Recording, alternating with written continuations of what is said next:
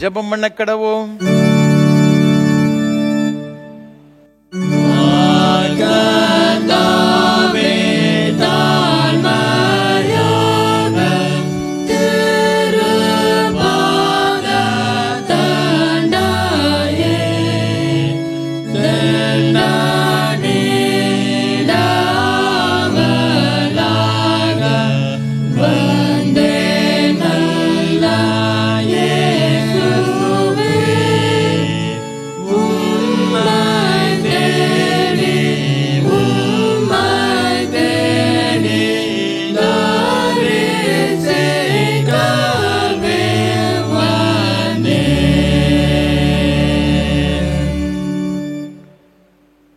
கர்த்தர் உன் ஆக்கினைகளை அகற்றி உன் சத்துருக்களை விலக்கினார். இஸ்ரவேலின் ராஜாவாகிய கர்த்தர் உன் நடுவிலே இருக்கிறார். இனி தீங்கை காணாதிருப்பாய். மகா பரிசுத்தமும் அன்பும் கிருபைகளும் நிறைந்த பரலோக பிதாவே, இந்த ஆசீர்வாதமான மனமகிழ்ச்சி நாளின் காலை திருவிருந்த ஆராதனைக்காக உமக்கு ஸ்தோத்திரம் செலுத்துகிறோம். பரலோகத்தின் ஆண்டவர் மத்தியிலே எழுந்தருளி உம்முடைய பிரசன்னத்தினால் நிறைத்து இந்த ஆராதனை ஒவ்வொருவருக்கு ஆசீர்வாதமாக இருக்க கிருபை செய்ய வேண்டும் என்று இரட்சகர் இயேசு கிறிஸ்துவின் மூலமாக ஜெபிக்கிறோம் பரிசுத்த பிதாவே, ஆமென். ஆராதனைக்கு ஆரம்பமாக ஆண்டவருடைய பரிசுத்த நாமத்துக்கு மகிமை உண்டாக கீதம் 26 பாமாலை 14 பாடுவோம். அநாதியான கர்த்தரே தெய்வீக ஆசனத்திலே. கீதம் 26 பாமாலை 14 பாடுவோம்.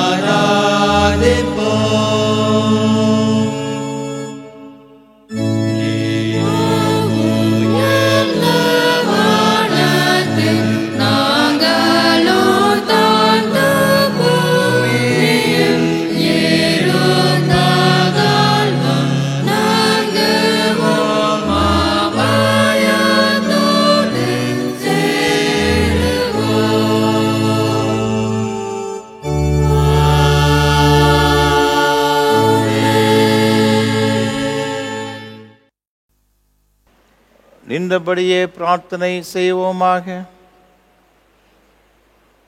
எல்லா இருதயங்களையும் எல்லா விருப்பங்களையும் எல்லா ரகசியம் அறிந்திருக்கிற சர்வ தேவனே, நாங்கள் தேவரிடத்தில் பரிபூரண அன்பு கூறவும் இது பரிசுத்த நாமத்தை உத்தமமாய் மயப்படுத்தவும் இது பரிசுத்த ஆவினால் எங்கள் இதை சிந்தனை சுத்தம் பண்ணிரலும் எங்கள் கர்த்தரை கிறிஸ்து மூலமாய் வேண்டிக் கொள்கிறோம்.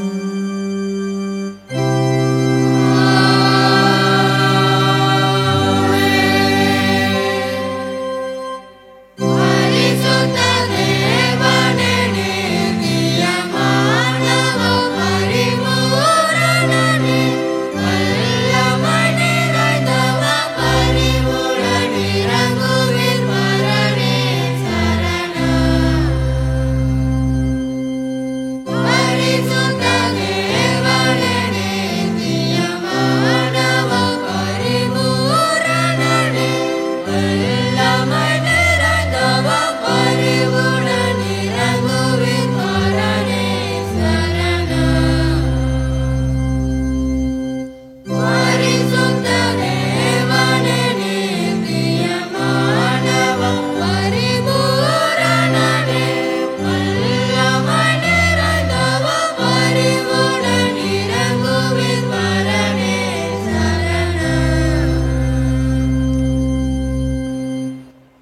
நம்முடைய கர்த்தராயிருக்கிற இயேசு கிறிஸ்து சொன்னதாவது, நம்முடைய தேவனாகிய கர்த்தர் ஒருவரே கர்த்தர். உன் தேவனாகிய கர்த்தரிடத்தில் உன் முழு இதயத்தோடும் முழு ஆத்துமாவோடும் உன் முழு மனதோடும் உன் முழு பலத்தோடு அன்பு கூறுவாயாக என்பதே பிரதான கற்பனை. இதற்கு ஒப்பாயிருக்கிற இரண்டாம் கற்பனை என்னவென்றால், உன்னிடத்தில் அன்பு கூறுவது போல் பிறரிடத்தில் அன்பு கூறுவாய் என்பதே. இவைகளிலும் பெரிய கற்பனை வேறொன்றும் இல்லை. இவ்விரண்டு கற்பனைகள் நியாயபரமான முழுமையும் தீர்க்க தரிசனங்களும் அடங்கியிருக்கிறது என்பதே.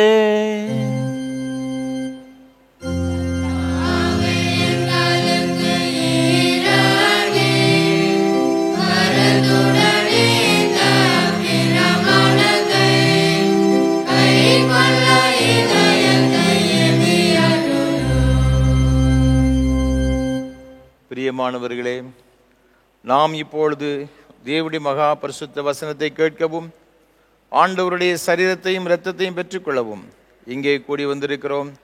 உத்தம மனஸ்தாபத்தோடும் உண்மையான விசுவாசத்தோடும் அவரிடத்தில் கிட்டி சேருவதற்காக தேவனுடைய கிருபையை தேடி முழங்கால் படியிட்டு மௌனமாக நம்மை நாமே சோதித்து அறிவோமாக. உங்கள் பாவங்கள் நிமித்தம் முழு இருதயத்தோடு உண்மையாய் மனஸ்தாபப்பட்டு பிறரது அன்பும் சிநேகமாயிருந்து இனி தேவனுடைய கற்பனைகளை கைக்கொண்டு புதிதாக்கப்பட்டவர்களாக அவருடைய பரிசுத்த மார்க்கத்தில் நடப்போம் என்று தீர்மானித்திருக்கிற நீங்கள் நமது ஆண்டவர் இயேசு கிறிஸ்துவின் மூலமாக சர்வ வல்லமையுள்ள கடவுளோடு ஒப்புரவாகும்படி உங்கள் பாவங்களை மனத்தாழ்மையாய் அறிக்கையிடுங்கள்.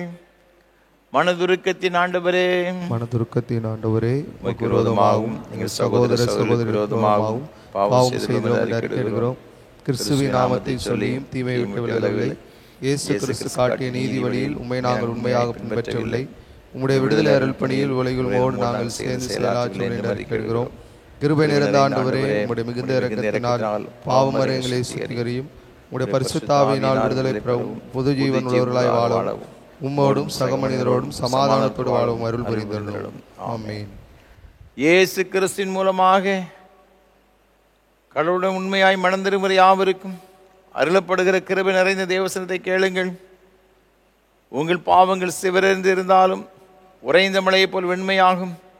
அவைகள் இரத்தாம்பர சிவப்பாயிருந்தாலும் பஞ்சை போலாகும். வருத்தப்பட்டு பாரம் சுமக்கிறவர்களே, நீங்கள் எல்லாரும் என்னிடத்தில் வாருங்கள், நான் உங்களுக்கு இளைப்பாறுதல் தருவேன். தேவன் தம்முடைய ஒரே பேரான குமாரனை விசுவாசிக்கிறவன் எவனோ அவன் கெட்டு போகாமல் நிதி ஜீவன் அடையும்படிக்கு அவரை தந்தருளி இவ்வளவாய் உலகத்தில் அன்பு கூர்ந்தார். பாவிகளை ரட்சிக்க கிறிஸ்து இயேசு உலகத்தில் வந்தார் என்கிற வார்த்தை உண்மையும் எல்லா அங்கீகரிப்புக்கும் பாத்திரமானது. நம்முடைய பரம பிதாவாகிய சர்வ வல்லமையுள்ள கடவுள் உத்தம மனஸ்தாபத்தோடும் உண்மையான விசுவாசத்தோடும் தம்மிடத்திற்கு மனம் திரும்பி தங்கள் சகோதரர் சகோதரிகளின் குற்றங்களை மன்னிக்கிற யாவருக்கும் பாவம் மன்னிப்பு அருளி செய்வோம் என்று மிகுந்த இரக்கமாக வாக்குத்தத்தம் செய்திருக்கிறார். அவர் நம்முடைய கர்த்தராயிருக்கிற இயேசு கிறிஸ்து நிமித்தம் உங்களுக்கு இறங்கி உங்கள் பாவங்கள் எல்லாவற்றையும் மன்னித்து அவங்களை விடுதலையாக்கி சகல நன்மையில் உறுதிப்படுத்தி நிறுத்தி உலித்திய ஜீவகரையில் சேர்ப்பாராக.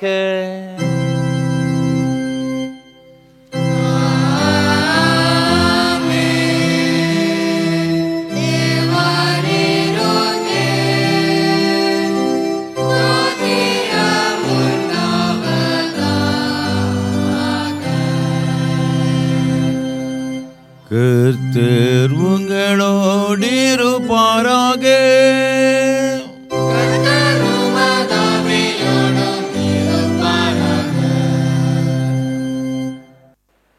ஜெபம் பண்ண கடவோம். கிறிஸ்து பரத்துக்கேற திருநாளுக்கு பின்வரும் ஞாயிற்குரிய சுருக ஜெபம்.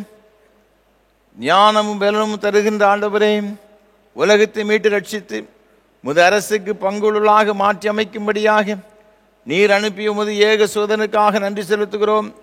கிறிஸ்துவின் ஞானமும் வல்லமையும் பெற்று அவரை போல சேவை செய்ய எங்களுக்கு திறனளிக்க வேண்டும் என்று இலாண்டவர் இயேசு கிறிஸ்துவின் மூலமாக தாழ்மையோடு வேண்டிக் கொள்கிறோம்.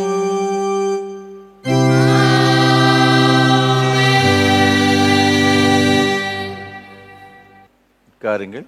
நிருப வாக்கியம் வாசிக்க கேட்போம். நிருப வாக்கியத்துக்கு பதிலாக கொடுக்கப்பட்டுள்ள வேத பகுதி நீதிமொழிகள் 1ஆம் அதிகாரம் 1ஆம் வசனம் முதல் 7ஆம் வசனம் வரை. நீதிமொழிகள் 1ஆம் அதிகாரம் 1ஆம் வசனம் முதல். தாவீதின் குமாரனும் இஸ்ரவேலின் ராஜாவுமாகிய சாலமோனின் நீதிமொழிகள். இவைகளால் ஞானத்தையும் போதகத்தையும் அறிந்து புத்திமதிகளை உணர்ந்து விவேகம், நீதி, நியாயம், நிதானம் என்பவைகளை பற்றிய உபதேசத்தை அடையலாம். இவைகள் பேதைகளுக்கு வினாவையும் வாலிபருக்கு அறிவையும் விவேகத்தையும் கொடுக்கும். புத்திமான் இவைகளை கேட்டு அறிவில் தேறுவான். விவேகி நல் ஆலோசனைகளை அடைந்து நீதிமொழிகளையும் அதன் அர்த்தத்தையும் ஞானிகளின் வாக்கியங்களையும் அவர்கள் உரைத்த புதைபொருட்களையும் அறிந்து கொள்வான். கர்த்தருக்கு பயப்படுதலே ஞானத்தின் ஆரம்பம். மூடர் ஞானத்தையும் போதகத்தையும் அசட்டை பண்ணுகிறார்கள். இது ஆண்டவரின் திருவார்த்தை.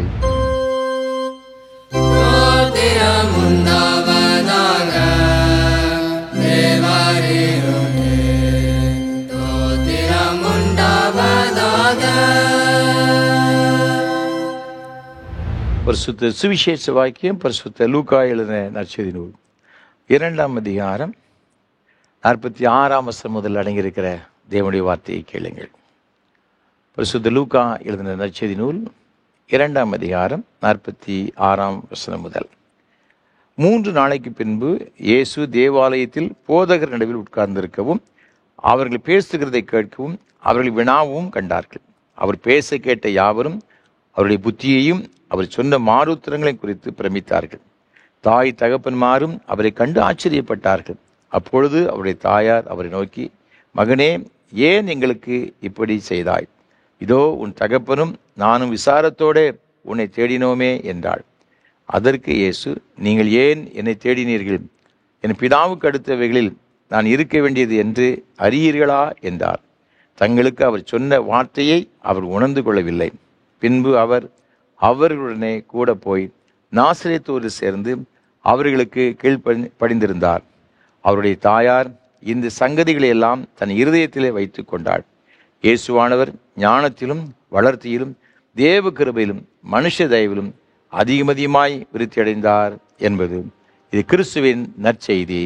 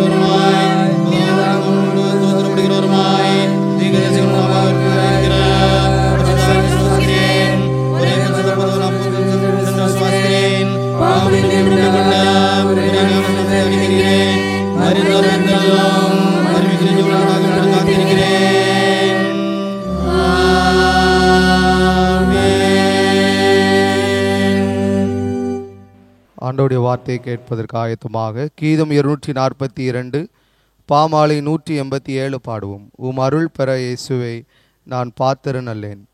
கீதம் 242 பாமாலை 187 பாடுவோம்.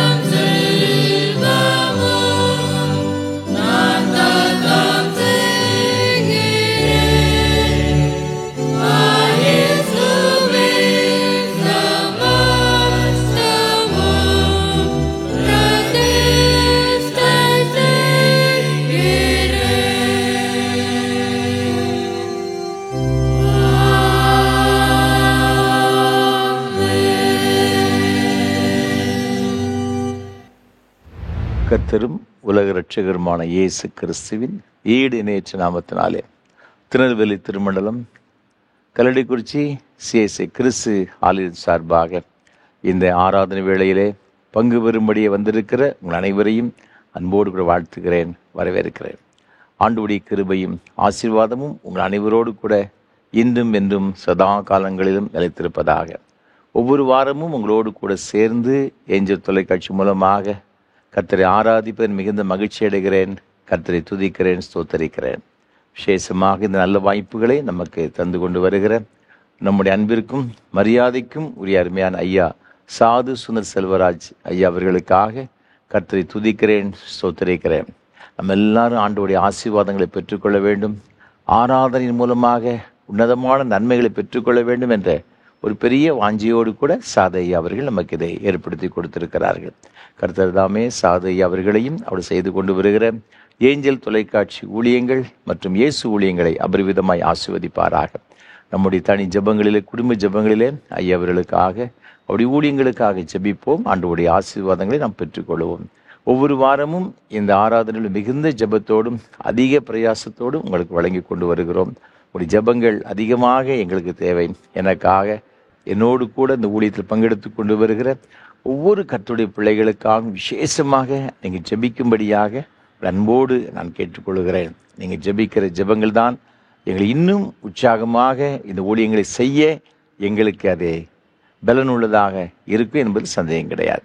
அது மாத்திரமல்ல, இந்த ஊழியத்திற்கு ஏராளமான தேவைகள் உண்டு. இதை ஒளிப்பதிவு செய்வதற்கு கர்த்தர் உங்கள் உள்ளத்தை எவ்வாறு சொன்னால் எங்கள் மனம் வந்து தாங்க முன்வர உங்களை அன்போடு நான் கேட்டுக்கொள்கிறேன்.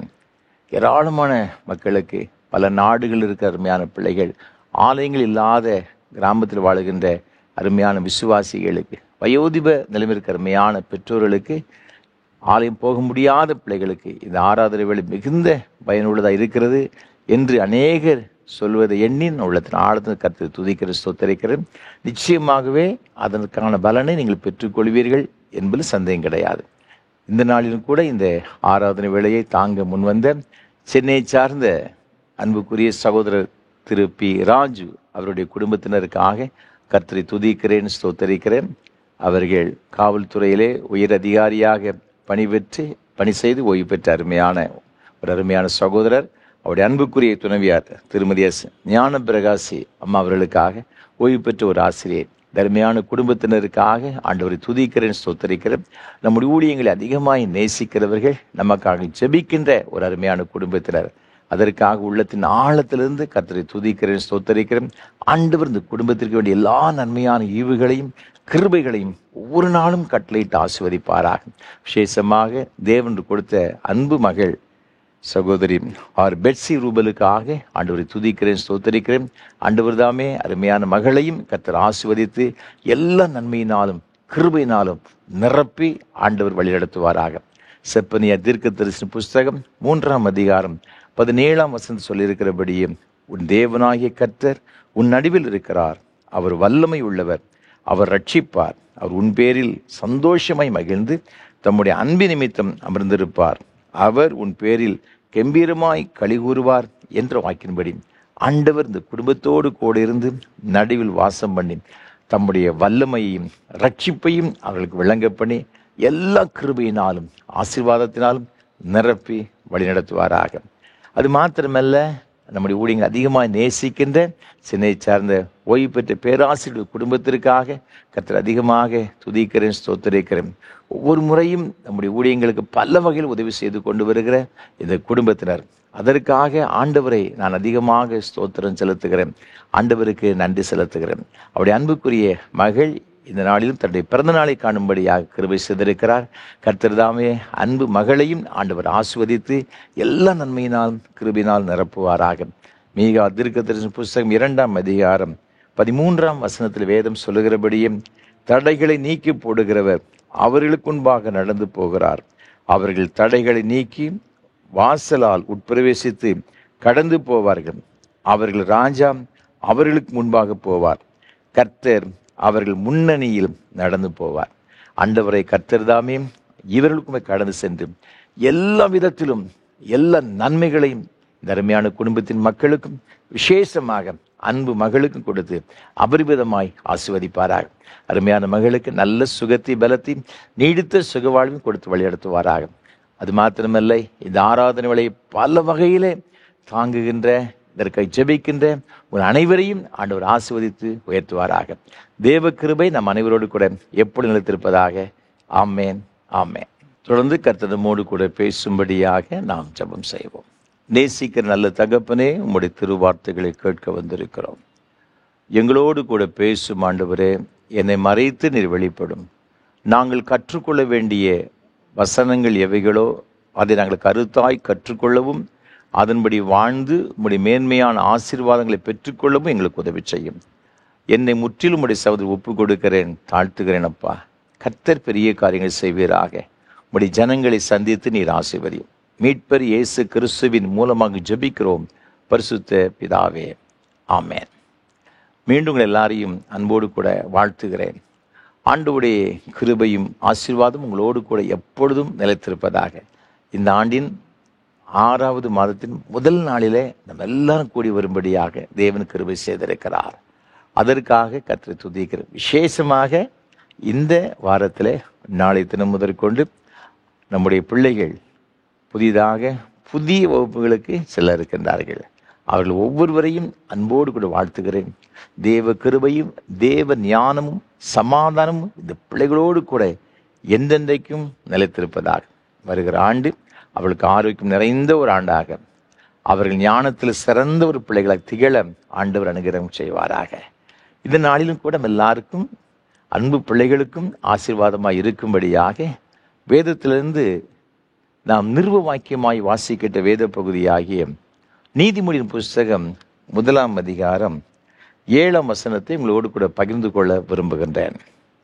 கர்த்தருக்கு பயப்படுதலே ஞானத்தின் ஆரம்பம்.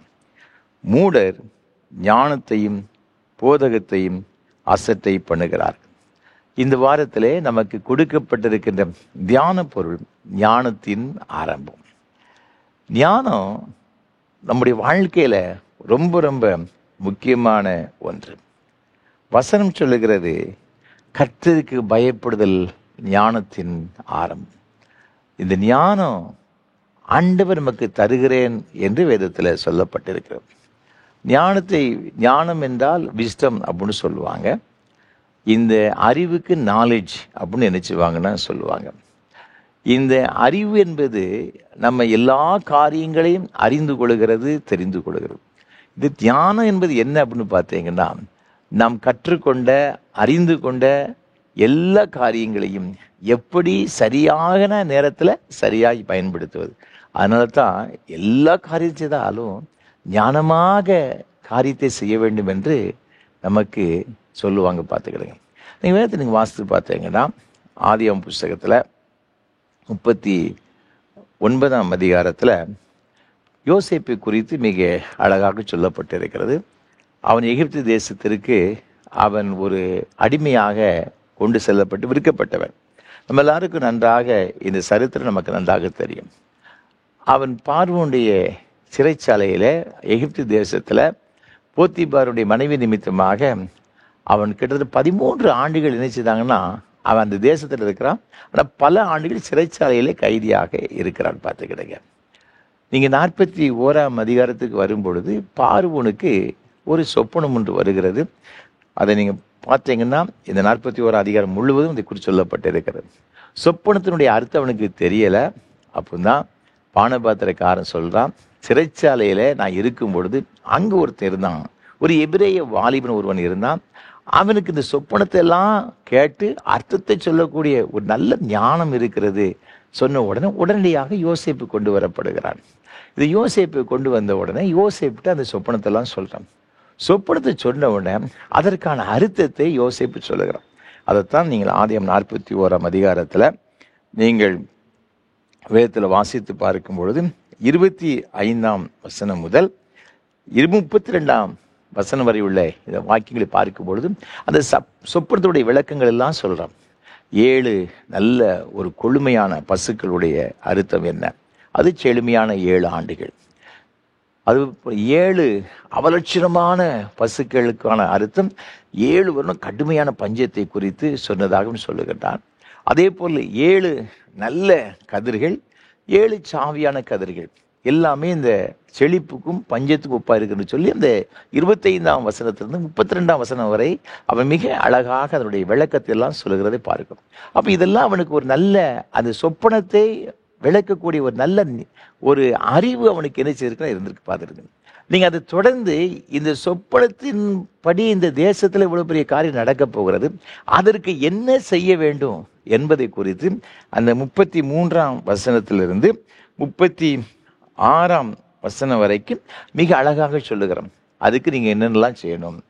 இவ்வளோ பெரிய செழிப்பான காலங்கள் வரும்பொழுது அதற்கு ஞானமும் விவேகமுள்ள ஒரு மனிதனை ஏற்படுத்தி, அதிகாரியை ஏற்படுத்தி, தானிய கிட்டங்களை உற்பத்தி அது தானிய கிட்டங்களை நீங்கள் ஏற்படுத்தி அதில் எல்லா விதமான களஞ்சியங்களோடு உள்ளே கொண்டு வந்து சேர்க்கணும் என்று எல்லா காரியங்களையும் என்னென்ன செய்ய வேண்டும் என்பதெல்லாம் மிக அழகாக சொல்லுகிறதை பார்க்கணும். அப்போ தான் அந்த பார்வன் சொல்லுகின்றான். நீங்கள் 39ஆம் வசனத்தில் பார்வோன் யோசேப்பை நோக்கி, தேவன் இவை எல்லாவற்றையும் உனக்கு வெளிப்படுத்தி இருக்கிறபடியால் உன்னை போல விவேகமும் ஞானம் உள்ளவன் வேறு ஒருவனும் இல்லை. நீ என் அரண்மனைக்கு அதிகாரியாய் இருப்பாய். உன் வாக்கின்படியே என் ஜனங்கள் எல்லாரும் அடங்கி நடக்க கடவர்கள்.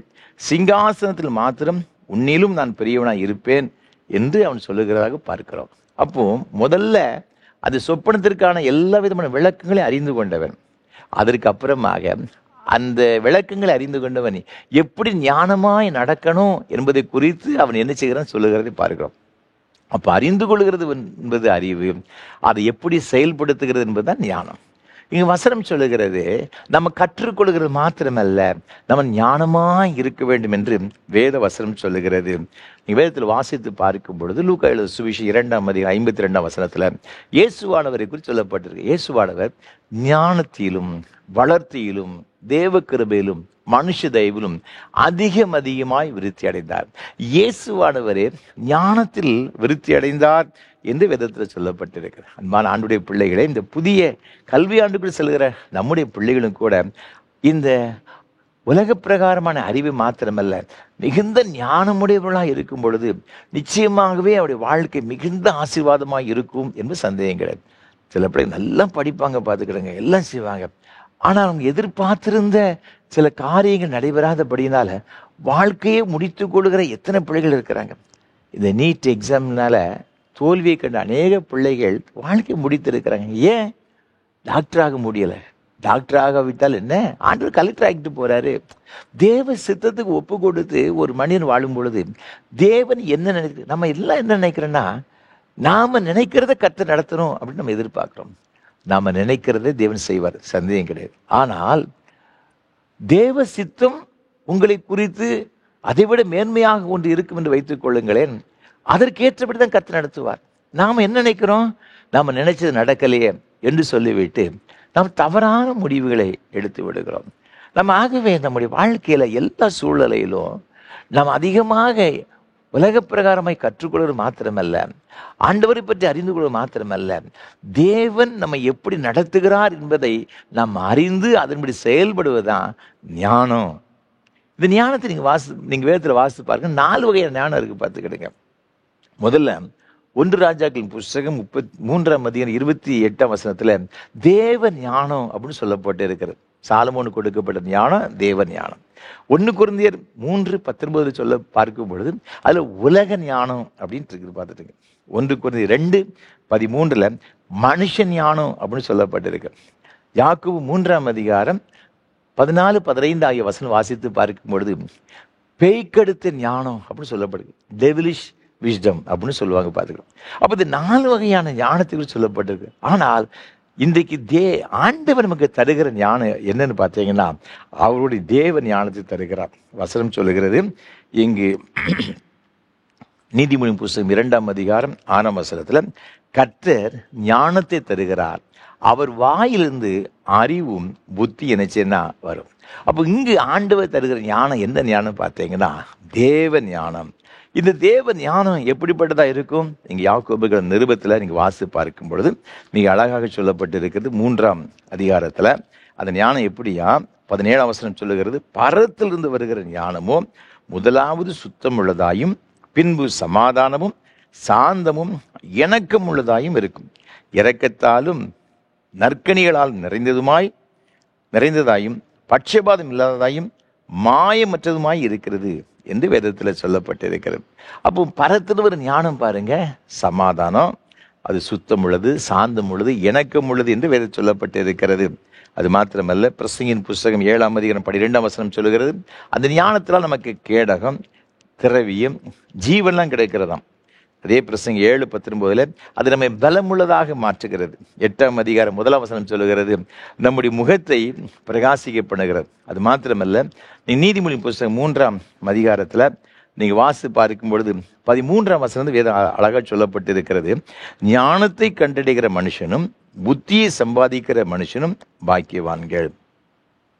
14ஆம் வசனம் சொல்லுகிறது, அதன் ஆதாயம் பசும்பொன்னிலும் உத்தமமானது என்று சொல்லப்பட்டிருக்கிறது, முத்துக்களை பாரிக்கும் அது விலையேற பெற்றது, அதனுடைய வலது கையில் தீர்க்காயுசு, அதன் இடது கையில் செல்வமும் கனமும் இருக்கிறது, அதன் வழிகள் இனிதான வழிகள், அதன் பாதைகள் எல்லாம் சமாதானம், அது தன்னை அடைந்தவர்களுக்கு ஜீவ விருட்சம் அப்படின்ட்டு இங்கே வேதத்தில் சொல்லியிருக்கிற பாருங்க. அப்போ எவ்வளவு ஆசீர்வாதத்தை ஆண்டவர் தருகிறார். இந்த ஞானத்தை பெற்றுக்கொண்டால் இந்த வேதத்தில் இன்னும் ஏராளமான ஆசீர்வாதங்களை பற்றி சொல்லப்பட்டிருக்கிறதுங்க. அப்போ தேவ ஞானத்தை ஒரு மனிதன் பெற்றுக்கொண்டால் இந்த உலகத்தில் வேறு எதுவுமே கிடையாது, எல்லாமே நமக்கு கிடைச்சிருமா. இந்த ஞானத்தை யார் தருகிறார்? கர்த்தர் தருகிறார் என்று வசனம் சொல்லுகிறார். அன்பான ஆண்டவருடைய பிள்ளைகளே, இன்றைக்கு பிள்ளைகளுக்கு மாத்திரமல்ல, பெற்றோர்களுக்கும் தேவ ஞானம் வேணும். நம்முடைய குடும்பத்தை எப்படி நடத்தணும், பிள்ளைகளை எப்படி நடத்தணும், நம்ம எந்த மாதிரி ஜீவிக்கணும் என்பதை குறித்து நம்ம உலக பிரகாரமாக தெரிந்திருக்கிறது மாத்திரமல்ல, நம்முடைய சூழ்நிலைகளுக்கு ஏற்றபடி எப்படி நடக்கணும் என்பதை தெரிந்து கொள்வதுதான், செய்வதுதான் ஞானம். பார்த்துக்கிடுங்க, இதற்கு என்ன தேவைன்னு பார்த்தீங்கன்னா ஆண்டவருடைய ஞானம் நமக்கு தேவை. அப்போ இந்த ஞானம் நமக்கு எப்படி கிடைக்கும்? வேதத்தில் வாசி பார்க்கும் பொழுது இங்கே யாக்கோபுகள் நிருபம் 1ஆம் அதிகாரத்தில் மிக அழகாக சொல்லப்பட்டிருக்கிறது. யாக்கோபு 1ஆம் அதிகாரம் 5ஆம் வசனத்தில், உங்களில் ஒருவர் ஞானத்தில் குறைவுள்ளவனாயிருந்தால் யாவருக்கும் சம்பூர்ணமாய் கொடுக்கிறவரும் ஒருவரையும் கடிந்து கொள்ளாதவருமாகிய தேவனிடத்தில் கேட்க கடவன், அப்பொழுது அவனுக்கு கொடுக்கப்படும். அப்போ இங்க வசனம் மிக அழகாக சொல்லுகிறது, ஞானம் எப்படி கிடைக்கப்படும் பார்த்தீங்கன்னா, நம்ம ஆண்டவரிடத்தில் வேண்டிக் கொள்ளும் பொழுது, ஆண்டவரிடத்தில் நாம் விண்ணப்பம் பண்ணும் பொழுது, அவரை நோக்கி செபிக்கும் பொழுது நமக்கு ஞானம் கிடைக்கிறார். அவர் ஒருவரையும் கடிந்து கொள்ள மாட்டாராம். அவர் பட்சபாதம் இல்லாத ஒரு தேவன். அது அவர்களுக்கு கொடுக்கப்படும். அவன் வேண்டுதலின்படி நான் அவனுக்கு கொடுப்பேன் அப்படின்னு வாக்கு பண்ணியிருக்கிறாரு. எல்லாத்தையும் தருகிறாரா இல்லையோ, அவர் சொல்லாரு, நான் ஞானத்தை தருவேன். கர்த்தர் ஞானத்தை தருகிறார். நீங்கள் 1 ராஜாக்கள் புஸ்தகத்தில் நீங்கள் வாசி பார்க்கும் பொழுது 3ஆம் அதிகாரத்தில் சாலமோன் ராஜா கிபியோனில் ஆண்டவருக்கு சர்வாங்க தகன பலி செய்கிறதாக சொல்லப்பட்டிருக்கு. இங்கு 1000 காளைகள் அவன் என்ன செய்கிறான்னா, இங்கு பெரிய ஒரு மேடையில் இங்கு பலி செலுத்துக்கிறதாக வேதத்தில் சொல்லப்பட்டிருக்கிறது. சர்வாங்க தகன பலியை செலுத்தினது சொல்லப்பட்டிருக்கு. அன்றைக்கு ராத்திரி வேளையில் ஆண்டவனுக்கு தரிசனமாகி கேட்கிறாரு, நீ விரும்புகிறதை கேள் அப்படின்னு கேட்குறாரு. அப்போ இந்த சாலமோன் ராஜா என்ன கேட்குறான் பார்த்தீங்கன்னா, நீங்கள் 9ஆம் வசனம் சொல்லப்பட்டிருக்கிறது, உமது ஜனங்களை நியாயம் விசாரிக்கவும் நன்மை தீமை இன்னதென்று வகையிருக்கவும் அடியேனுக்கு ஞானமுள்ள இருதயத்தை தந்திரலும், ஏராளமாக இருக்கிற இந்த உமது ஜனங்களை நியாயம் விசாரிக்க யாராலே ஆகும். ஆண்டவர் சாலமோனை பார்த்து கேட்கிறார். அவருக்கு ரொம்ப சந்தோஷமாயிட்டு, 1000 காளைகளை சர்வாங்க தகன பலியை செலுத்துகிறார். ஆண்டவர் ரொம்ப சந்தோஷமாயிட்டார். எவ்வளவு பலியை செலுத்துற, உண்மையோடு உத்தமத்தோடு செலுத்திருக்கிறானே. சாலமோனே, உனக்கு என்னம்மா வேணும், என்னப்பா வேணும் கேளு, நீ விரும்புகிறது எதுவாக இருந்தாலும். அப்போ ஆண்டவருடைய உள்ள அவ்வளவு பூரிச்சிச்சு பார்த்து கிடக்க, அவ்வளவு சந்தோஷமா இருந்திருக்கு. கர்த்தருக்கு பலி செலுத்துற உடனே அவ்வளவு உண்மையோடு கூட உத்தமத்தோடு கூட பலி செலுத்திருக்கிறான். அவன் கேட்கிறான், ஆண்டவரே, இந்த பெரிய ஒரு ஜனத்தை எனக்கு தந்திருக்கிற சிறு ஜனங்களை நியாயம் விசாரிப்பதற்கு ராஜாவாக ஏற்படுத்தியிருக்கிறேன். ஆனால் இவங்களை எப்படி நியாயம் விசாரிக்கணும்னு எனக்கு அந்த அறிவு எனக்கு கிடையாது, எனக்கு ஞானத்தை தாரும் அப்படின்னு அவன் என்னச்சுதான் கேட்கிறான். வசனம் சொல்லுகிறது, அதுக்கு அடுத்த வசனம், சாலமோன் இந்த காரியத்தை கேட்டது ஆண்டவருடைய பார்வைக்கு உகந்த விண்ணப்பமாயிருந்தது. வேதத்தில் இந்த இடத்துல மிக அழகாக சொல்லப்பட்டிருக்கிறது, தேவன் விரும்புகின்ற ஒரு ஜெபம், தேவன் விரும்புகிற உகந்த ஒரு விண்ணப்பம். பல காரியங்களுக்கு நம்ம கேட்டிருக்கோங்க. ஆனால் ஆண்டவர் என்ன எதிர்பார்க்கிற பார்த்தீங்க, ஆண்டவருக்கு உகந்த ஒரு ஜெபத்தை நம்ம ஏறெடுக்கும் பொழுது உடனே பதில் கிடைக்கிறது, உடனே பதில் கிடைக்கும். நீங்கள் வேதத்தை தொடர்ந்து நீங்கள் வாசித்து பார்த்தீங்கன்னா, நீங்கள் 5ஆம் அதிகாரம் 12ஆம் வசனத்தில் கர்த்தர் சாலமோனுக்கு சொல்லியிருந்தபடியே அவனுக்கு ஞானத்தை தந்துறினார். நீங்கள் 3ஆம் அதிகாரத்தில் பாருங்க, 12ஆம் வசனம் சொல்லுகிறது, உன் வார்த்தைகளின்படி செய்தேன், ஞானமும் உணர்வும் உள்ள இருதயத்தை உனக்கு தந்தேன், இதிலே உனக்கு சரியானவன் உனக்கு முன் இருந்ததும் இல்லை, உனக்கு சரியானவன் உனக்கு பின் எழும்புவதும் இல்லை. சாலமோன் கேட்டதன்படியே கர்த்தர் ஞானத்தை கொடுத்தார். நீங்கள் தொடர்ந்து பாருங்க, அதை தொடர்ந்து அவன்கிட்ட ஒரு பிரச்சனை ஒன்று வருகிறது. 2 வேசிகள் வருகிறாங்க, அவருடைய பிள்ளை 2 பேருக்கு ஆளுக்கு ஒரு குழந்தை இருக்கிறது. நைட்டு தங்கியிருக்கும் பொழுது ஒரு குழந்தை இறந்து போச்சு. நீங்கள் 16ஆம் அதிகாரத்தில் தொடர்ந்து வாசித்து பார்க்கும் பொழுது ஒருத்தி சொல்கிறா உயிரோடு கூட இருக்கிறது குழந்தை என் குழந்தைங்க, அடுத்தவ சொல்கிறா அது என் குழந்தை அப்படின்னு சொல்கிறா. அப்போ சாலமோன் ராஜா சரியான ஒரு நியாய தீர்ப்பு செய்து அந்த குழந்தை உண்மையான தாயிடம் நினைச்சார் ஒப்பு கொடுத்தார், அந்த தாயிடம் கொடுத்தார் என்பதாக வேதத்தில் பார்க்கிறோம். இதை பார்த்து எல்லா ஜனங்களும் கர்த்தர் அவனுக்கு கொடுத்த ஞானத்தை கண்டு பயந்தாங்க, வசனம் சொல்லுகிறது. அது மாத்திரமல்ல, நீங்கள் தொடர்ந்து வாசித்து பார்க்கும் பொழுது 2 புத்தகம் 9ஆம் அதிகாரத்தில் இவனுடைய சாலமோனுடைய ஞானத்தை கேட்கும்படியாக சேபா நாட்டு ஒரு ராஜஸ்திரி என்ன செய்தன்னா வந்தா அப்படின்னு அங்கே வந்ததாக இங்கே வேதத்தில் பார்க்கிறோம். அவன் அந்த சாலமோனுடைய ஞானத்தெல்லாம் கேட்டோன்னு அவள் சொல்கிறா, உன்னை பற்றி கேள்விப்பட்டதை விட நான் இப்போ பார்க்கிறது 2 மடங்கு அதிகம், அதை விட ரொம்ப நான் கேள்விப்பட்டதை விட ரொம்ப அதிகமாக இருக்கிறது என்று அவர் சொல்லுகிறதாக வேதத்தில் நாம் என்ன செய்தோம்னா பார்க்கிறோம். நீங்கள் அந்த 9ஆம் அதிகாரத்தில் வாசித்து பார்த்தீங்கன்னா 6ஆம் வசனம், நான் வந்து அதை என் கண்களால் காணும் மட்டும் அவர்கள் வார்த்தைகளை நம்பவில்லை, உம்முடைய பெரிய ஞானத்தில் பாதியாகிலும் அவர்கள் எனக்கு அறிவிக்கவில்லை, நான் கேள்விப்பட்ட பிரஸ்தாபத்தை பார்க்கிலும் அதிகம் உண்டாயிருக்கிறது என்று அவள் சொல்லுகிறதை பார்க்கிறோம். அப்போ அவள் கேள்விப்பட்டு பாதிதான், அதை விட இன்னொரு மடங்கு அதிகமான ஞானம் இது சாலமோனுக்கு இருந்துச்சு. அந்த ஞானம் பல தேசங்களுக்கு இருந்துச்சுன்னா எல்லா மக்களும் அறிந்து கொள்ளும்படியாக தேவன் அவனை மேன்மைப்படுத்தினார் என்பதாக வேதத்தில் பார்க்கிறோம். அன்பான ஆண்டவருடைய பிள்ளைகளே, இது ஞானம் ஒரு மனிதனுடைய வாழ்க்கையில் வரும் பொழுது தேவன் அவனை மேன்மைப்படுத்துவார், உயர்த்துவார், வெற்றியை தருவார். அவன் செய்கிற காரியத்தை ஆண்டவர் நினைச்சுவார்னா ஆசீர்வதிப்பார். இந்த ஞானத்தை ஆண்டவர் தருகிறார். எனக்கு தெரிந்த ஒரு நண்பர் கர்த்தர் வல்லமையாக பயன்படுத்தப்பட்டு வருகிற ஒரு சிறந்த ஒரு ஊழியக்கார் தேனி பகுதியிலே ஊழியம் செய்து கொண்டிருக்கிறார். ஒரு முறை அவர் தன்னுடைய சாட்சியை எங்களிடத்தில் பகிர்ந்து கொண்டார். அவர் ஒரு மருத்துவ கல்லூரியிலே ஒரு பெரிய ஒரு லேப் அதில் அவர் பணியாற்றி கொண்டிருந்தார் ஆரம்ப காலங்களில். அது சம்பந்தமாக ஒரு ஸ்பெஷல் கோர்ஸ் ஒன்று மும்பையில் உள்ள BARC என்று சொல்வார், பாபா அட்டாமிக்ஸ் ரிசர்ச் சென்டர். அதில் ஒரு ஸ்பெஷல் கோர்ஸ் ஒன்றை படிக்கும்படியாக ஒரு சூழ்நிலை அவருக்கு வந்துச்சு. அவர் கண்டிப்பாக படிக்க வேண்டிய ஒரு சூழ்நிலை. ஆண்டவர்கிட்ட ஜெபம் பண்ணுறாரு, ஆண்டவர் நீ போ நான் நடத்துவேன் அப்படிங்கிறாரு. அவருக்கு ஒரு பிரச்சனை என்னன்னு பார்த்தீங்கன்னா, இந்த சயின்ஸு பாடங்களில் பிரச்சனை கிடையாது, ஃபிசிக்ஸு கெமிஸ்ட்ரியோ அல்லது வேறு எந்த பயாலஜியோ அவருக்கு ஒரு பிரச்சனை கிடையாது, நல்ல மதிப்பெண்கள் வாங்கி விடுவார். ஆனால் மேக்ஸை பொறுத்தவரையில் அவருக்கு அது மேக்ஸு அது சுத்து போட்டாலும் வராது அப்படின்னு சொல்லுவாங்களாம். அதே மாதிரி அவர் எப்படியோ தப்பி தவறி அவருடைய ஹையர் செகண்டரி அந்த இதிலெல்லாம் பாஸ் பண்ணி வந்துட்டார். ஆனால் அவருக்கு மேக்ஸு சுத்தமாக வராது. ஆண்டவர்கிட்ட சொன்னார், ஆண்டவரே நான் இந்த மேக்ஸ் எப்படி நான் பண்ணுவேன், எனக்கு ஒன்றுமே தெரியாத, நீ போ முதல்ல நான் நடத்துவேன். அவர் சில அந்த ஸ்பெஷல் கோர்ஸுக்காக அவர் திருவனந்தபுரம் சென்றிருந்தார். அதுக்கு சில வாரங்கள் அந்த ஸ்டடீஸ் இருந்துச்சு பார்த்துக்கிட்டுங்க. கிளாஸ் நடத்தி எக்ஸாம் வைப்பாங்க. இது சயின்ஸில் தான் நல்ல மார்க் வாங்கி விடுவார்.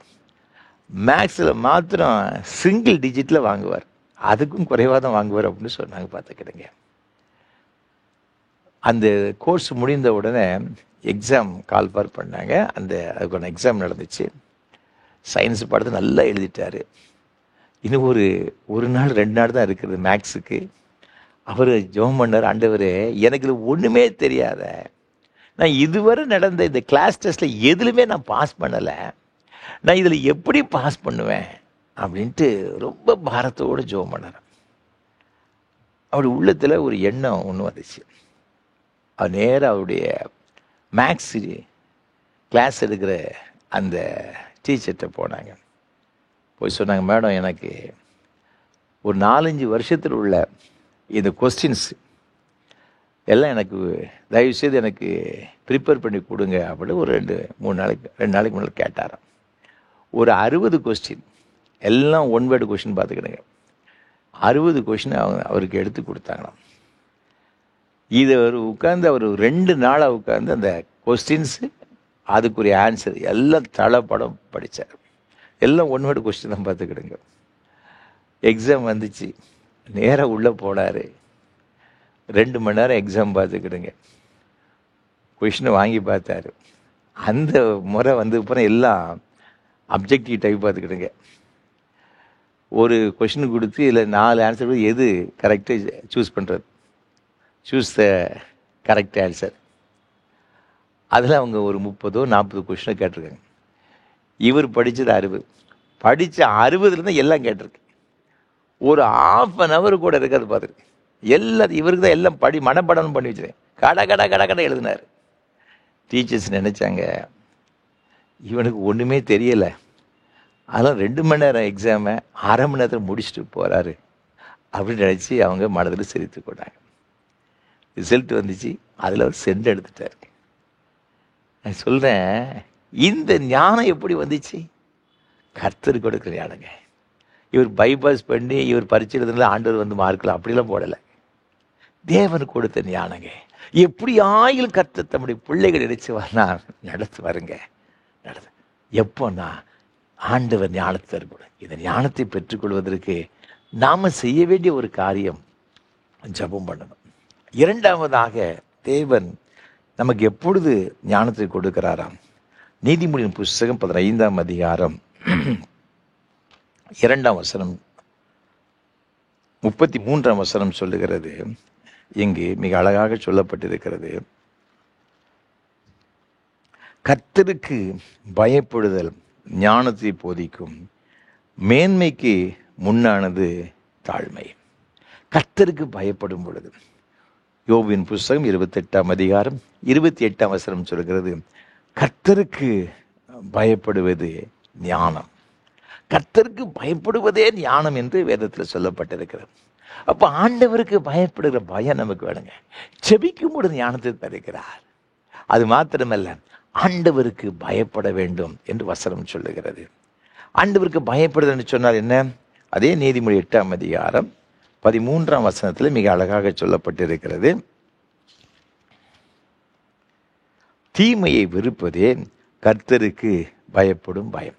அப்போ கர்த்தருக்கு பயப்படுதல் என்று சொன்னால் என்ன அப்படின்னு பார்த்தீங்கன்னா, தீமையெல்லாம் வெறுக்கணும். அப்படின்னா தேவன் அருவருக்கிற காரியங்கள் அந்த வசனத்தை மேலும் சொல்லப்பட்டிருக்கிறது, பெருமையையும் அகந்தையையும் தீய வழியையும் புரட்டு வாயையும் நான் வெறுக்கிறேன். அப்போ எதெல்லாம் ஆண்டவர் வெறுக்கிறான்னு பார்த்தீங்கன்னா, பெருமை, அகந்தை, தீய வழி, புரட்டு வாய்.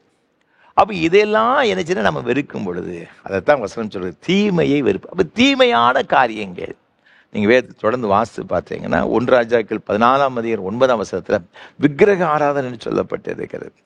1 சாமுவேல் புஸ்தகம் 15ஆம் அதிகாரம் 23ஆம் வசனத்தை வாசித்து பார்க்கும்பொழுது கர்த்தருடைய வார்த்தையை புறக்கணிக்கிறது. சவுல் அதை தான் செய்தான். அமலேக்கிற சங்காரம் பண்ண அப்படி சொன்னாரு. இவன் சங்காரம் பண்ணதெல்லாம் உண்மைதான். ஆனால் கொடுமையானவர்கள் எல்லாம் என்ன எடுத்து வைத்து கொண்டான், ஈனமானவர்கள் எல்லாம் சங்காரம் பண்ணி போனான். ஆண்டவர் சொன்னார், அமலேக்கில் ஒன்று கூட உயிரோடு வைக்காத அப்படி சொன்னாரு. கர்த்தருடைய வார்த்தையை அசட்டை பண்ணுகிறான், புறக்கணிக்கிறான். இன்றைக்கு உலக பிரகாரம் மனுஷனுக்கு கூட ஒரு காரியத்தை சொன்னா அரைகுறையா செய்தா அந்த எஜமான் சந்தோஷப்படுவானா? இல்லைங்க. முழுவதுமாய் செய்து முடித்தால் மாத்திரம் அந்த எஜமான் சந்தோஷப்படும். உலக பிரகாரமான மனிதனே அப்படி இருக்கும் பொழுது நம்முடைய பரம தகப்பன் நமக்கு சில காரியங்கள் சொல்றாரு, நீ இப்படி செய்யப்பா, இப்படி இரு அப்படின்னு சொன்னாச்சுன்னா அதன்படி தாங்க நம்ம வாழ்ந்து ஆண்டவர் எதிர்பார்க்கிறாரு. அதை விட்டுட்டு பாதி செய்து விட்டு பாதி செய்யாவிட்டார் அது தேவன் நினைச்சுதான் அதில் விருப்பமாயிறார்.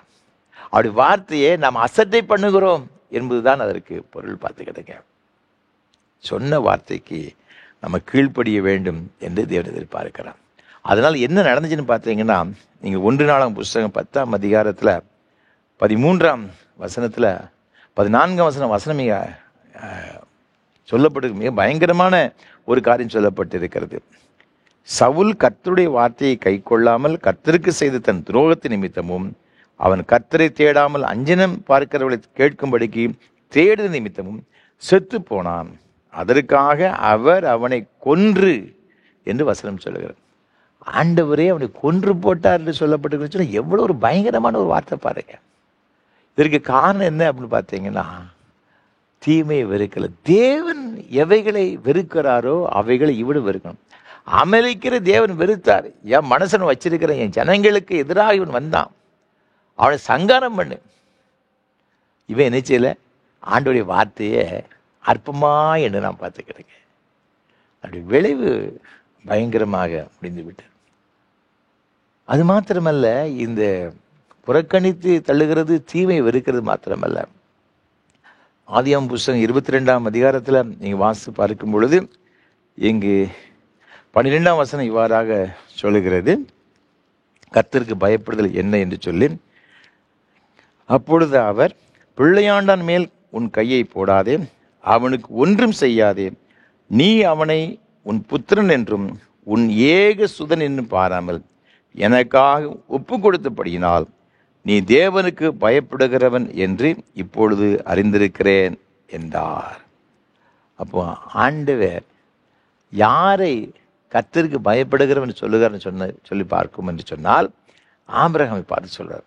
அதற்கு காரணம் என்னன்னு பார்த்தீங்கன்னா, ஆண்டவர் ஆபிரகாமை பார்த்து சொன்னார், நான் காண்பிக்கும் நீ மலையிலே போய் உன்னுடைய புத்திரனும் உன் ஏக சுதனமாக இருக்கிற ஈசாக்கை எனக்காக சர்வாங்க தகன பலி செலுத்து. அவன் யார்ட்டையும் கன்சல்ட் பண்ணலை. அதிகாலமே எழுந்து விறகு கட்டைகளை மாத்திரம் எடுத்துக்கொண்டு மகனை அழைத்து கொண்டு வேலைக்காரரை கூட்டிட்டு அங்கே மலைக்கு போயிட்டான். வேலைக்காரெல்லாம் கீழே விட்டுட்டு இவனும் ஈசாக்கு மாத்திரம் மேலே போகிறாங்க. அப்போது ஒரு தகப்பனுக்கு எவ்வளோ ஒரு மனசு கஷ்டமாக இருக்கும் பார்த்துருங்க. 100 வயசில் பிறந்த ஒரு பிள்ளை கண்ணும் கருத்துமா அவனை வளர்த்துருக்காங்க. ஒரு 10-15 வயசு 20 வயசுக்குள்ளே இருக்கும் பார்த்துக்கிடுங்க. பலி செலுத்துகிற நேரம் அப்படின்ட்டு வேத பண்டிதர் சொல்லுகிறாங்க. அவன் பலி செலுத்த வேண்டிய அந்த பலி செலுத்தும்படியாக கொண்டு போன அந்த ஆண்டுகள் அவ்வாறு இருக்குன்னு சொல்கிறாங்க. பெத்த பிள்ளைய கையை காலை கட்டி போட்டுட்டு அவன் ஒரு கத்தியை எடுத்து பிள்ளைய கொல்ல போனான்னா அவன் மனசு எப்படி துடிச்சிருக்குங்க. போய் யோசித்து பாருங்க. எதையும் கர்த்தருக்காக செய்ய அவன் துணிந்தாங்க. அவன் தனக்கென்று எதுவும் நினைக்கல. என்ன வந்தாலும் சரி, என் ஆண்டவர் போதும், கர்த்தர் போதும். என் சரீரம் செத்து போனது, சாராளுடைய கற்பம் செத்து போனது தெரிஞ்ச பொழுதிலும் கூட கர்த்தர் எனக்கு இந்த பிள்ளையை கொடுத்தாருன்னு சொன்னால், நான் இந்த பிள்ளையை கொன்று நான் இந்த விறகு கட்டைகளை வைத்து அதை மேலே வச்சு நான் சாம்பலாக்கினாலும் கூட, எரித்து சாம்பலாக்கினாலும் இந்த சாம்பலேருந்து எனக்கு ஒரு பிள்ளையை தர முடியும் அப்படின்னு நம்பினாங்க. ஆண்டவர் சொல்றாரு, பிள்ளையாண்டன் கையை போடாத, கத்தியை போடாத, நீ இப்பொழுது கர்த்தருக்கு பயப்படுகிறவன் என்று நான் அறிந்திருக்கிறேன் சொல்லிட்டு அவர் சொல்றாரு. 17ஆம் வசனத்தை வாசித்து பார்த்தீங்கன்னா, நான் உன்னை ஆசீர்வதிக்கவே ஆசீர்வதித்து உன் சந்ததியை வானத்து நட்சத்திரங்களைப் போலவும் கடற்கரை மணலைப் போலவும் பெருகப்படுவேன் என்றும் உன் சந்ததியார் தங்கள் சத்துருக்களின் வாசல்களில் சுதந்திரித்துக் கொள்வார்கள் என்றும் நீ என் சொல்லுக்கு கீழ்ப்படிந்தபடியினால் உன் சந்ததிக்குள் பூமியில் சகல ஜாதிகளும் ஆசீர்வதிக்கப்படும் என்றும் என் பேரில் ஆணையிட்டேன் என்று கர்த்தர் சொல்லுகிறார். அவர் தாம் பேரில் அடிச்சுதானே ஆணையிடுகிறார். ஆண்டவர் ஏன் இன்னைக்கு இஸ்ரவேல் ஜனங்களை ஆசீர்வதிக்கிறான்னு வச்சு நினைக்கிறீங்க? அன்றைக்கு ஆபிரகாம் எல்லாத்தையும் கொடுக்க துணிஞ்சிட்டாங்க. உங்களை ஆசீர்வதிப்பாருங்க. உங்களுடைய வாழ்க்கை முற்றிலுமாய் ஒப்பு கொடுங்க. கர்த்தருக்குன்னு ஒப்பு கொடுங்க. எனக்கென்று எதுவும் இல்லையா, எல்லாம் நீங்க தான். கீர்த்தனையில் ஒரு பாட்டு, எல்லாம் இயேசுவே, எனக்கு எல்லாம் இயேசுவே, எனக்கு எல்லாம் நீங்க தான் ஆண்டவரே, எல்லாம் நீங்க தான் சொல்லி பாருங்க. ஆண்டவர் நிச்சயமா உங்களை ஆசீர்வதிப்பாருங்க. ஆண்டவனுடைய எதிர்பார்க்க என்ன தெரியுமா? அவருக்கு பயப்படணும். கர்த்தருக்கு பயப்படுதல் ஞானத்தின் ஆரம்பம். கடைசியாக ஒன்றை சொல்லி நிறைவு செய்ய விரும்புகிறேன். நீதிமொழி 11ஆம் அதிகாரத்தில் சொல்லப்பட்டிருக்கிறது. இங்கு 2ஆம் வசனத்தில், யாருக்கு ஆண்டவர் ஞானத்தை தருவாராம்? அகந்தை வந்தால் லட்சியம் வரும், தாழ்ந்த சிந்தை உள்ளவரிடத்தில் ஞானம் உண்டு. தாழ்ந்த சிந்தை, தாழ்ந்த சிந்தை. அதே 15ஆம் அதிகாரம் 33ஆம் வசனத்தை வாசித்து பார்க்கும் பொழுது, கர்த்தருக்கு பயப்படுதல் ஞானத்தை போதிக்கும், மேன்மைக்கு முன்னானது தாழ்மை. அப்போ இந்த தாழ்மை வரும் பொழுது மேன்மை என்னச்சுன்னு கிடைக்கும். இந்த மேன்மைக்கு என்ன வேணும்னு பார்த்தீங்கன்னா ஞானம். அதுக்கு ஆண்டவருக்கு பயப்படும். அந்த ஞானத்தின் மூலமாக நம்ம மேன்மை பெற்றுக்கொள்ளும். அந்த மேன்மை பெறுவதற்கு நமக்கு என்ன தேவைன்னு பார்த்தீங்கன்னா தாழ்மை. அப்போ நமக்கு தாழ்மை வரும் பொழுது ஆண்டவர் ஞானத்தை தருகிறார். எசேக்கியேல் தீர்க்கதரிசன புத்தகம் 28ஆம் அதிகாரத்தில் நீங்கள் வாசித்து பார்க்கும் பொழுது இந்த கேருபை குறித்து இங்கு வேதத்தில் மிக அழகாக சொல்லப்பட்டிருக்கிறது. ஒரு காலத்தில், ஆரம்ப காலத்தில் ஆண்டவரோடு கூட ஆண்டவர் செல்லுகிற இடங்களெல்லாம் சென்றவனா. அக்கினிமயமான கற்கள் அந்த இடத்துலலாம் இவன் உலாவி வந்தான். எங்கே வேதத்தில் மிக அழகாக சொல்லப்பட்டிருக்கு பார்த்துக்கிடுங்க. 28ஆம் அதிகாரத்தில் நீங்கள் 12, 13, 14 தொடர்ந்து வாசித்து பார்க்கும். அவனை பற்றி அழகாக சொல்லப்பட்டு இருக்கிறது. அவன் காப்பாற்றுகிறதற்காக அபிஷேகம் பண்ணப்பட்ட கேருப் சொல்லப்பட்டிருக்கு. 12ஆம் வசனத்தில் அவன் ஞானத்தால் நிறைந்தவன் பூரண அழகுள்ளவன் சொல்லப்பட்டிருக்கு. இப்படிப்பட்டவனுடைய வாழ்க்கையில் ஒரு நாள் என்ன ஆச்சுன்னு பார்த்தீங்கன்னா, அவன் நினைச்சான், நம்ம எவ்வளோ அழகா இருக்கோம், எவ்வளோ ஞானமா இருக்கிறோம், ஆண்டவர் எங்கே போனாலும் நம்ம தானே கூட போகிறோம், இதெல்லாம் நினைச்சான். பெருமை வந்துச்சு. 17ஆம் வசனம் சொல்லுது, உன் அழகினால் உன் இருதயம் மேட்டிமை ஆயிற்று. மேட்டிமை வந்துச்சுங்க. அப்படி விளைவு பார்த்தீங்கன்னா அதே வசனம் சொல்லுகிறது. 17ஆம் வசனம், உன் அழகினால் உன் இருதயம் மேட்டிமை ஆயிற்று, உன் மினுக்கினால் உன் ஞானத்தை கெடுத்தாய், உன்னை தரையிலே தள்ளி போடுவேன், ராஜாக்கள் உன்னை பார்க்கும்படி உன்னை அவர்களுக்கு முன்பாக வேடிக்கையாக்குவேன். பெருமை வந்தவுடன் ஞானம் போயிட்டு, அதனால அவனை தரையில தள்ளி போட்டார். எல்லாரும் வேடிக்கை பார்க்கக்கூடிய அளவிற்கு அவருடைய நிலைமை பரிதாபம் போய்விட்டது. அதுக்கு அடுத்த வசனத்தை வாசித்து பார்க்கும்போது, அவனை சாம்பலாக்குவேன் என்று வசனம் சொல்லுகிறது. பெருமை உள்ளவனுக்கு தேவன் எதிர்த்து நிற்கிறார். அப்போ தேவ சமூகத்தில் நம்மை தாழ்த்தி ஆண்டோட சமூகத்தில் வரும் பொழுது தேவன் என்ன செய்யறன்னு பார்த்தீங்கன்னா ஞானத்தை கொடுக்கிறார். இந்த ஞானம் நம்முடைய வாழ்க்கையில் ஒரு பெரிய மேன்மையை கொடுக்கிறது, பெரிய ஆசீர்வாதத்தை கொண்டு வருகிறது. அது நமக்கு ஜீவ விருட்சம், நம்மை பலமுள்ளதாய் மாற்றுகிறது. தேசத்தில் உயர்ந்த அந்தஸ்தில் எவ்வாறு யோசேப்பை கொண்டு வந்ததோ அதே போல் உங்களை கொண்டு வரும். அதனால தான் இங்கு நீதிமொழியின் புஸ்தகத்தை பார்க்கும் 4ஆம் அதிகாரம் 5ஆம் சொல்லப்பட்டிருக்கு, ஞானத்தை சம்பாதி, புத்தியை சம்பாதி. எண்ணத்தை சம்பாதித்தாலும் சம்பாதிக்காவிட்டாலும் புத்தியை ஞானத்தை நீங்கள் என்ன செய்யணும்? சம்பாதிக்கணும். நீங்கள் 8, 9 ஆகிய வசனம் வாசித்து பார்க்கும் பொழுது, அது உன்னை கனம் பண்ணுமா, அது உனக்கு மகிமையான ஒரு கிரீடத்தை உனக்கு எரிச்சுவா சூட்டும் அப்படி சொல்லப்பட்டிருக்கிறது. எவ்வளவு பெரிய ஒரு மேன்மையான ஒரு ஆசீர்வாதங்களை தேவன் தருகிறார். அன்பான ஆண்டவருடைய பிள்ளைகளே, இந்த ஞானம் ரொம்ப ரொம்ப முக்கியங்க. நம்முடைய வாழ்க்கை ஒரு வெற்றியுள்ள ஒரு வாழ்க்கையாக அமைவதற்கு, நம்முடைய குடும்பம், நம்முடைய பிள்ளைகள் ஆசீர்வதிக்கப்படுவதற்கு நமக்கு ஞானம் தேவை. நம்ம ஞானம் உள்ளவர்களாக இந்த உலகத்தில் வாழும்படியாக ஆண்டவர் எதிர்பார்க்கிறார். நம்ம சுற்றிலும் பிசாசன் பல வகையான கண்ணிகளை வச்சிருக்கிறான். எங்க இருக்கு எப்படி நமக்கு தெரியாது. அதற்கு மத்தியிலே நம்ம கர்த்தருக்கு பிரியமாய் வாழ்வதற்கு நம்ம ஞானம் தேவை. அது கர்த்தர் தருகிறார். நம்முடைய பிள்ளைகள் அவர்களுடைய எதிர்காலங்கள் ஆசீர்வாதமாக இருப்பதற்காக, சின்ன வயசுல இப்போது அவங்க புதுசாக ஸ்கூலுக்கு போகிறாங்க, காலேஜுக்கு போகிறாங்க. அவருடைய வாழ்க்கை ஆசீர்வாதமாக இருப்பதற்காக, அவருடைய எதிர்காலம் வாழ்க்கை ஆசீர்வாதமாக இருப்பதற்காக எல்லாவற்றையும் அவங்க ஞானமாக நினச்சேன்னா அவங்க தன்னுடைய படிப்புக்கு எடுத்த காரியத்தில் அவங்க அடுத்த ஸ்டெப்பு வைக்கணும். பார்த்துக்கிடுங்க. குறிப்பாக +2 முடித்துட்டு கல்லூரி செல்கிற பிள்ளைகள் அவங்க என்ன கோர்ஸு படிக்கணும், எதை படிக்கணும், என்ன ஸ்டடீஸ் படிக்கணும், ஹையர் ஸ்டடீஸு எல்லாம் அவங்க ஞானமாக அவங்க செய்தால் மாத்திரம்தான் அதில் அவங்க சக்ஸஸ் ஆக முடியும். பார்த்துக்கிறேன். அதுக்கு கர்த்தருடைய வழிநடத்தல் தேவை. அந்த ஞானம் நம்ம சரியான பாதையில் இருந்துச்சுன்னா வழி நடத்த பார்த்துக்கிடுங்க. அது யார் தருவான்னு பார்த்தீங்கன்னா ஆண்டவர் தருவார். நம்ம செபிக்கும் பொழுது, ஆண்டவருக்கு பயப்படும் பொழுது, பயந்து வாழும் பொழுது. ஆண்டவருக்கு பயப்படுதுன்றது என்ன? இதே நீதிமொழி புஸ்தகம் 2ஆம் அதிகாரத்தில் வாசித்து பார்க்கும் பொழுது, ஞானத்தை வா என்று கூப்பிடணும், புத்தியை சத்தமிட்டு அழைக்கணும். அது வெள்ளியை தேடுகிறது போல தேடும், வெள்ளியை போல நாடி புதையலை தேடுறது போல தேடும் பொழுது இந்த ஞானம், அந்த கர்த்தருக்கு பயப்படுறது நமக்கு கிடைக்கும். அப்போ இந்த வேத வசனத்தை அந்த அளவிற்கு நாம் அதிகமாக ஒரு பொன்னை போல வெள்ளியை போல நம்ம அதை நாடும் பொழுது, தேடும் பொழுது ஆண்டவருக்கு பயப்பட்ட பயம் நமக்கு வரும், சும்மா வராது. அப்போ இந்த வேத வசனத்தின் வார்த்தைகளை நாம் என்ன செய்யணும்? கற்றுக்கொள்ளணுங்க. இது எந்த அளவிற்கு நம்ம அதிகமாக கற்றுக்கொள்ள அந்த அளவிற்கு நம்முடைய வாழ்க்கையில் அந்த ஞானம் என்ன செய்யணும்? நமக்கு வரும். அந்த ஞானத்தை நாம் பெற்றுக்கொள்ள வேண்டும். தாழ்ந்து சிந்தையுடலாக இருக்கும் பொழுது அந்த ஞானம் நமக்குள்ளாக இந்த செயல்பாடு என்பது சந்தேகம் கிடையாது. அப்படிப்பட்ட ஒரு கிருபைகளை கர்த்தர் தாமே உங்களுக்கும் உங்களுடைய பிள்ளைகளுக்கும் கொடுத்து ஆசீர்வதிப்பாராக. ஆமென், ஆமென். அர்ப்பணிப்பின் பாடலாக கீதம் 190, கிறிஸ்தவ கீர்த்தனை 77 பாடுவோம். என்ன என் ஆனந்தம், என்ன என் ஆனந்தம் சொல்லக்கூடாது. கீதம் 190, கிறிஸ்தவ கீர்த்தனை 77 பாடுவோம்.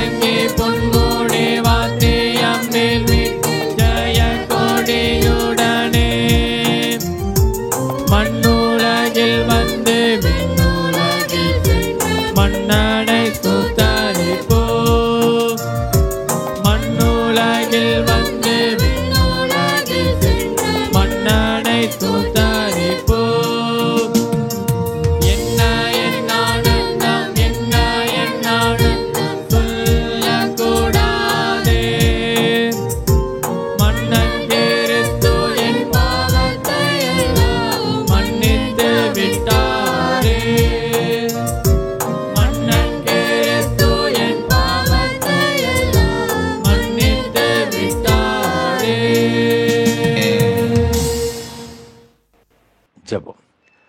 கிருபை நிறைந்த அன்பின் தகப்பனே, இந்த நல்ல ஆசீர்வாதமான வேலைக்காக ஸ்தோத்திரம். கர்த்தருக்கு பயப்படுதல் ஞானத்தின் ஆரம்பம். கர்த்தரே ஞானத்தை தருகிறார் என்னுடைய வசனம் சொல்லுகிறதப்பா. ஆண்டவரே, நீர் எங்களுக்கு ஞானத்தை கொடுக்கிறவரையா. இந்த ஞானம் எங்களுடைய வாழ்க்கையில் ஒரு பெரிய ஒரு ஆசீர்வாதத்தை தந்து வருகிறது. எங்களுக்கு பலமுள்ளதாக, எங்களுக்கு திரவியத்தை கொடுக்கிறது, அது கேடகமாக இருக்கிறது, பாதுகாப்பை கொடுக்கிறது, ஆசீர்வாதங்களை கொடுக்கிறது, அது ஜீவருஷத்தை கொடுக்கிறது, நித்திய ஜீவனை கொடுக்கிறது. இதெல்லாம் எங்களுக்கு சொன்னீங்களப்பா. எங்களுக்கு உயர்வை கொடுக்குறேன்னு சொன்னீங்களா, அதற்காக ஸ்தோத்திரம் ஐயா. ஆண்டவர், இப்பொழுதும் இந்த ஆராதனையில் பங்கு பெற்று கொண்டிருக்கிற ஒவ்வொரு பிள்ளைகளுக்காக ஜெபிக்கிறோம். அவருடைய குடும்பங்களுக்காய், பிள்ளைகளுக்காக நாங்கள் ஜெபிக்கிறோம் ஐயா. ஆண்டவரே, நாங்கள் ஞானமற்றவர்களப்பா. பரத்திலிருந்து வர ஞானம் அது சுத்தம் உள்ளதாயும், அது சமாதானம் உள்ளதாய் இருக்கிற சொல்லப்பட்டிருக்கிறது. அது சாந்தமும் எனக்கும் உள்ளதாக இருக்குன்னு சொல்லப்பட்டிருக்கிறது. அந்த ஞானத்தினாலே இன்றைக்கு முதல் பிள்ளைகள் ஒவ்வொருவரையும் நிரப்பும்படி நாங்கள் ஜெபிக்கிறோம் ஐயா. அநேகர் தங்களுடைய குடும்ப வாழ்வில் தோல்வி நிறைந்த ஒரு வாழ்க்கை வாழ்ந்து கொண்டிருக்கிறாங்கப்பா. அந்த வாழ்க்கை வெற்றியை மாறுவதற்கு இந்த பிள்ளைகளுக்கு ஞானத்தை கொடுப்பீராக சுவாமி. என்னுடைய பிள்ளைகள் படித்து கொண்டிருக்கிற பிள்ளைகள் எப்படி, என்ன படிக்கணும், எதை படிக்கணும், எப்படி ஆண்டவரே எதிர்காலம் அமைய வேண்டும் என்று திட்டம் பண்ணுகிற பிள்ளைகள் உண்டு சுவாமி. அதற்கு எங்களுடைய பிள்ளைகளுக்கு ஞானம் வேண்டும்ப்பா. என்னுடைய பிள்ளைகள் ஞானத்தை கொடுத்து அவர்களுக்கு உயர்த்துங்க சுவாமி. நீங்கள் ஞானத்தை கொடுக்கும்போது எங்களுடைய பிள்ளைகள் தேசத்தில் உயர்ந்த இடத்துக்கு வர முடியும் என்று நாங்கள் நம்புகிறோம், நாங்கள் விசுவாசிக்கிறோம். யோசேப்புடைய நிலைமை சிறைச்சாலையில் தான் இருந்துச்சு. ஆனாலும் கூட அவனுக்கு கொடுத்த அந்த ஞானத்தின் நிமித்தமாக ஆண்டவரே ஒரு அந்நிய தேசத்தில் அவனுக்கு ஒரு பெரிய அந்தஸ்தை கொண்டு வந்ததப்பா. பார்வோனுடைய ஆண்டவரை சமூகத்திற்கு கொண்டு வந்து சென்றது. அவன் அரண்மனைக்கு மட்டும்தான் அதிகாரி, நீ தேசம் முழுவதும் நீ தான் அதிகாரின்னு சொன்னான் ஐயா. காரணம் அந்த ஞானம் அப்பா. இன்றைக்கும் முது பிள்ளைகளுக்கு அப்படிப்பட்ட ஞானத்தை கொடுத்துக்கிற பிள்ளைகள் ஆசீர்வதித்து உயர்த்தும்படியே ஜெபிக்கிறோம் ஐயா. ஆண்டவரே, ஒரு குறிப்பிட்ட ஆண்டவரை ஸ்டடீஸ் படிக்க வேண்டும் என்று சொல்லி ஒருவேளை ஆண்டவர் அது கிடைக்காத சோர்ந்து போன நிலைமை இருந்தாலும் கூடப்பா, அந்த பிள்ளைகளுக்கு நீங்கள் ஞானத்தை கொடுத்து அதை விட மேன்மையான ஒரு இடத்தை எங்களுடைய பிள்ளைகள் செல்வதற்கு நீங்கள் உதவி செய்யும்படி ஜெபிக்கிறாஜா. நம்முடைய பிள்ளைகளுடைய வாஞ்சிகளை அறிந்திருக்கிற தேவன், ஆண்டவரே உமக்கு ஸ்தோத்திரம். உமக்கு சித்தமாய் நம்முடைய பிள்ளைகள் எதை விரும்புகிறதை பெற்றுக்கொள்ளவும் நீங்கள் உதவி செய்யும்படி நாங்கள் ஜெபிக்கிறோம். கிருபை இந்த பிள்ளைகளோடு கூட இருக்கட்டும். விசேஷமாக புதிய வகுப்புகளில் செல்கிற அன்பு பிள்ளைகளுக்கு விசேஷமாக ஜெபிக்கிறேன். இது பிள்ளைகளுக்கு வேண்டிய விசேஷ ஞானத்தை இந்த ஆரம்ப காலத்தில் நீங்கள் கொடுத்து மிக சிறப்பாய் படிக்க கிருபை தாரையா. தன்னோடு படிக்கின்ற நண்பர்களை குறித்து மிகவும் ஜாக்கிரதையாக இருக்க. நல்ல நண்பர்கள் கிடைக்கணும் சுவாமி. தீய நண்பர்களுக்கு விலைக்கு பாதுகாத்துக் கொள்ளுங்க ஐயா. எந்த சூழலையும் எங்களுடைய பிள்ளைகள் தவறான பாவ காரியங்களுக்கு சென்று விடவே கூடாதப்பா. என்னுடைய பிள்ளைகளை படிக்கின்ற ஒரு நல்ல ஆண்டவர் ஒழுக்கமுள்ள பிள்ளைகளை ஆண்டவர் அப்படிப்பட்ட ஒரு சூழ்நிலையை நீங்கள் ஏற்படுத்தி கொடுக்கும் நாங்கள் ஜெபிக்கிறோம். பிள்ளைகளை ஆசீர்வதிங்கப்பா. சின்னஞ்சிறு குழந்தைகளை ஆசீர்வதிங்கப்பா. படித்து முடித்து விட்டு வேலைக்கு காத்திருக்கிற பிள்ளை நல்ல வேலை வாய்ப்புகளை தாருங்கப்பா. திருமணத்திற்கு காத்திருக்கிற அன்பு சகோதர சகோதரிகளுக்கு ஜெபிக்கிறோம். என்னுடைய மகளுக்கு, என்னுடைய மகனுக்கு வயதாகி கொண்டே செல்லுகிற, இன்னும் திருமணம் நடக்கணும்னு சொல்லி புலம்புகிற பிள்ளைகளுக்கு ஜெபிக்கிறேன் ஐயா. உங்களுடைய பிள்ளைகளுக்கு கர்த்தர் மனம் இறங்கி சுவாமி அவருடைய கண்ணீரெல்லாம் நீங்கள் தொடர்ச்சி ஒரு அற்புதம் செய்யும்படி நாங்கள் ஜெபிக்கிறேன் ஐயா. செய்வீராக. அதே போல் குழந்தை செல்வங்களுக்கு காத்திருக்கின்ற அந்த தம்பதிகளுக்கு ஜெபிக்க எத்தனை வருடங்கள் காத்திருக்கிறேன், இன்னும் எனக்கு குழந்தை இல்லையேன்னு சொல்லி வேதனையோடு கூட இருக்கிற பிள்ளைகளுக்கு ஜெபிக்கிறோம் ஐயா. கர்த்தருடைய ஆணிப்பாய்ந்த கரம் சுவாமி, அற்புதங்கள் செய்கிற கரம் உடைய பிள்ளைகள் மீது இறங்கும்படியாக நாங்கள் ஜெபிக்கிறோம் ஐயா. எல்லா தடைகளும் இயேசுவின் நாமத்தில் விலகட்டும் ஐயா. உடைய பிள்ளைகள் கற்பத்திற்கடி கொடுத்து அவரை சந்தோஷப்படுத்துங்க, ஆசீர்வதிங்கப்பா. ஆண்டவரே, இஸ்ரவேலில் மலரானவர்கள் ஒன்றாகிலும் இருந்தல் என்று வசனம் சொல்லுகிறது ஐயா. ஆண்டவரே, ஆவிக்குரிய இஸ்ரவேலாக இருக்கிற உமது பிள்ளைகளுடைய வாழ்க்கையில இப்படிப்பட்ட நிலைமை இருக்கவே கூடாது. ஒவ்வொருவரையும் ஆசீர்வதிங்க. பேறுகால நிலைமை இருக்கிற சகோதரிகளுக்கு ஜெபிக்கிறோம் ஐயா. கற்பத்தின் கனியை பூரணப்படுத்தி சுக பிரசவத்தை கொடுப்பீராக. ஆசீர்வதிங்கப்பா. ஆண்டவரே, எங்களுடைய குடும்பங்களில் கர்த்தருடைய நன்மைகள் பெருகும்படி நாங்கள் ஜெபிக்கிறோம் ஐயா. வயோதிப நிலைமை இருக்கிற அருமையான பெற்றோர்களுக்கு ஜெபிக்கிறோம். வயதான காலத்தில் இருக்கிற எல்லா பலவீனங்களும் கர்த்தர் மாற்றி போடுங்க. சந்தர்ப்ப சூழல் நிமித்தமாக பிள்ளைகளை விட்டு பிரிந்து தனியாய் வாழ வேண்டிய சூழலை அப்பா, யாருமே எனக்கு ஆதரவு இல்லையே, துணை இல்லைன்னு சொல்லி கலங்குகின்ற பெற்றோர்களுக்கு ஜெபிக்கிறோம். அப்படியே கலக்கங்களெல்லாம் கர்த்தர் மாற்றி சமாதானத்தை கொடுத்து ஆசீர்வதிப்பீராக. நீரே அவருடைய கரங்களை பிடித்து நடத்தும்படி நாங்கள் ஜெபிக்கிறோம். வியாதியினால் பாதிக்கப்பட்ட பிள்ளைகளுக்காக ஜெபிக்கிறோம் சுவாமி. சரீரத்தில் ஏற்பட்ட பலவீனத்தை நிமித்தமாக சோர்ந்து போன நிலைமை அப்பா, எவ்வளவோ ட்ரீட்மெண்ட் எடுத்து இன்னும் எனக்கு சுகம் இல்லையே. என்னுடைய இருதயத்தில் பலவீனங்கள், என்னுடைய நுரையீரலில் பிரச்சனை, சிறுநீரகத்தில் பிரச்சனை, தண்டுவடத்தில் பிரச்சனை, தலையில் பிரச்சனை சொல்லி அப்பா வேதனை வேதனை வேதனைப்பட்டு கொடுக்கிற பிள்ளைகளுக்கு ஜெபிக்கிறோம். என் ஆண்டவருடைய சுகமளிக்கிற வல்லமை இப்பொழுது இறங்குவதாக. உச்சந்தலை முதல் உள்ளங்கால் வரை கர்த்தருடைய வல்லமை இறங்கி அவளை பலப்படுத்தும்படியை ஜெபிக்கிறோம். அவருடைய கண்ணீரெல்லாம் நீங்க துடைக்கும்படி ஜெபிக்கிறோம். அவருடைய நம்பிக்கை ஆண்டவரே அவருடைய அவநம்பிக்கைகளை மாற்றி சுவாமி உன் மீது முழு நம்பிக்கை வைக்க, விசுவாசம் வைக்க கர்த்தர் உதவி செய்யும்படியை ஜெபிக்கிறோம். முது பிள்ளைகளுடைய நம்பிக்கை ஒரு நாள் வெட்கப்பட்டு போகாத பிடிக்கும் கர்த்தர் அற்புதங்களை செய்யும்படியே ஜெபிக்கிறோம் ஐயா. தகப்பனே ஸ்தோத்திரம் ஐயா. குடும்ப வாழ்விலே ஏற்பட்ட சில போராட்டங்கள், சில பிரச்சனைகள், பண பற்றாக்குறை நிமித்தமாக அநேக குடும்பங்களில் சமாதானம் கிடையாது, பிரிவினைகள் ஐயா எல்லாம் இயேசு கிறிஸ்துவின் நாமத்தில் மாறுபடியாக ஜெபிக்கிறோம் ஐயா. ஆண்டு பிரிந்திருக்கிற குடும்பங்கள் எல்லாம் ஒன்று சேரும்படி இயேசுவின் நாமத்தில் ஜெபிக்கிறோம். குடும்பத்தை நீங்க கொடுத்தவர் ஐயா, நீங்க தான் இணைத்தவர் ஐயா. குடும்பங்களை கட்டுகிற தேவன் நீரப்பா. இதை உடைக்கும்படி வருகிற பிசாசின் வல்லமைகள் இயேசு கிறிஸ்துவின் நாமத்தில் நிர்மலமாகும்படி ஜெபிக்கிறேன். இப்பொழுது ஒவ்வொரு பிள்ளைகளையும் இயேசு கிறிஸ்து விலையேறப்பட்ட ரத்தத்தில் ஒப்பு கொடுத்தாங்க ஜெபிக்கிறோம் ஐயா. தேவ அன்பும் சமாதானம் பெருகட்டும் ஐயா. பொருளாதார ரீதியில் ஒரு ஆசீர்வாதம் பெருகட்டும். சரீரத்தில் இருக்கிற பலவீனங்கள் மாறட்டும் ஐயா. ஆரோக்கியம் மாறட்டும் ஐயா. பிள்ளைகள் மூலமாக சமாதானத்தில் இருந்த பெற்றோர்களுக்கு ஜெபிக்கிறோம். பிள்ளைகள் எல்லாம் ரட்சிக்கப்பட்டு ஆண்டவரே குடும்பத்தில் ஒரு பெரிய சந்தோஷத்தை கொண்டு காணப்படுகிறபே தாரும். அது குடி வெறியினால பல வகையான பாவத்தின் வல்லமையினால் பாதிக்கப்பட்ட பிள்ளைகள் நிமித்தமாக குடும்பத்தில் சமாதானத்தை இழந்து தவிக்கிற பிள்ளைகளுக்கு ஜெபிக்கிறோம். அப்படிப்பட்ட எல்லா தீங்கான காரியங்கள், தீமையான காரியங்கள் குடும்பத்தை விட்டு விலகும்படி நாங்கள் ஜெபிக்கிறோம் ஐயா. ஒவ்வொருவரையும் ஆசீர்வதிங்க சுவாமி. நல்ல பிரச்சனை நிமித்தமாக கோர்ட்டுக்கு சென்று கொண்டிருக்கிற பிள்ளைகள் உண்டு சுவாமி. சில குறிப்பிட்ட இடங்களை விற்க முடியாமல் ஆண்டவரை மிகவும் கஷ்டத்தோடு கொண்டு இருக்கிற பிள்ளைகள் உண்டு சுவாமி. சில வீடுகள் நிமித்தமாக சில பிரச்சனைகள் ஐயா எல்லாவற்றையும் கர்த்தர் மாற்றுவீராக. உங்களது பிள்ளைகள் என்னென்ன காரியங்களுக்கு கண்ணீரோடு குடும்பத்தை நோக்கி வேண்டிக் கொண்டிருக்கிறார்களோ தகப்பனே உமது பிள்ளைகள் எல்லாருடைய ஜெபங்களையும் கேட்டு ஆண்டவரே சாலமோனை பார்த்து சொன்னீரேப்பா, நீ விரும்புகிறதை கேளு சொன்னீங்களப்பா. ஆண்டவரே இந்த பிள்ளைகள் விரும்புகிற ஆண்டவரை காரியங்களை கைகூடி வர பண்ணுவீராக. இவருடைய கண்ணீரை துடைத்து ஆண்டவர் சமாதானத்தை கொடுப்பீராக சுவாமி. ஆண்டவர் உம்முடைய பிள்ளைகள் கையிட்டு சில எல்லா பிரயாசங்கள், தொழில்கள், வியாபாரங்கள், அரசு பணிகள், ஓய்வு பெற்ற பணியாளர்கள் என்னென்ன வேலை செய்கிறது எல்லாவற்றும் உடைய ஆசீர்வாதம் நிறைவாய் தங்கியிருக்கும்படியாக நாங்கள் ஜெபிக்கிறோம். இந்த ஆராதனை வேளைக்கு பல வகையில் உதவி செய்து கொண்டிருக்கிற உடைய அன்பு பிள்ளைகள் ஒவ்வொருவருக்காக ஸ்தோத்திரம். ஒவ்வொருவரையும் ஆசீர்வதிங்கப்பா. விசேஷமாக இந்த ஆராதனை வேளை தாங்க முன்வந்த சென்னை சார்ந்த திருப்பி ராஜு அவருடைய குடும்பத்தினருக்காக நன்றி செலுத்துகிறோம் சுவாமி. அவருடைய அன்புக்குரிய துணைவியார் ஆண்டவரே திருமதி ஞானப்பிரகாசி ராஜு அவர்களுக்காக ஸ்தோத்திரம் செலுத்துகிறோம் ஐயா. நேசிக்கிறது அருமையான குடும்பத்தின் பிள்ளைகளுடைய கரத்தில் அர்ப்பணித்து ஜெபிக்கிறோம் ஐயா.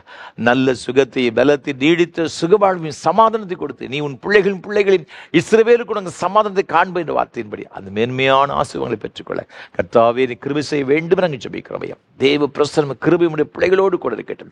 நீங்க கொடுத்த அன்பு மகளுக்காக பெட்சி ரூபலுக்காக ஸ்தோத்திரம் செலுத்துகிறோம். அன்பு மகளை விசேஷமாய் ஆசீர்வதிப்பீராக.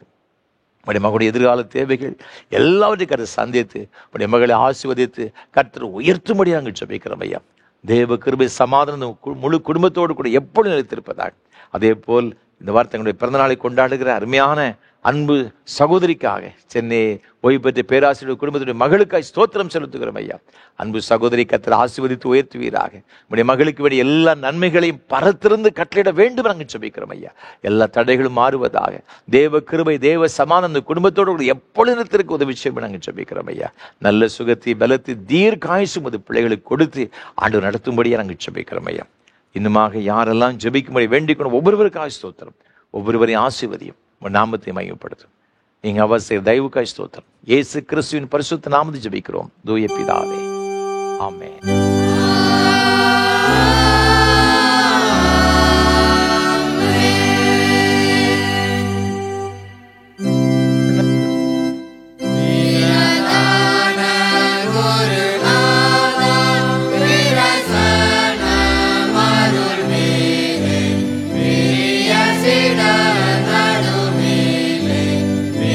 Sana manavale, vida vodu ma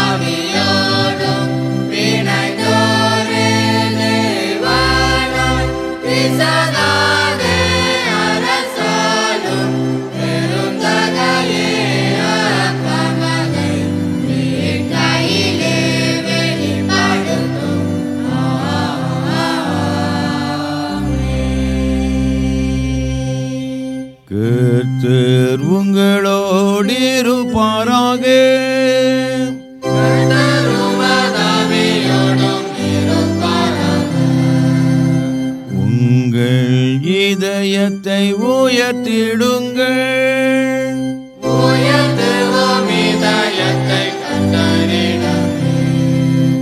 ஸ்தோத்திரம் செலுத்துவோம் தேவனுக்கே.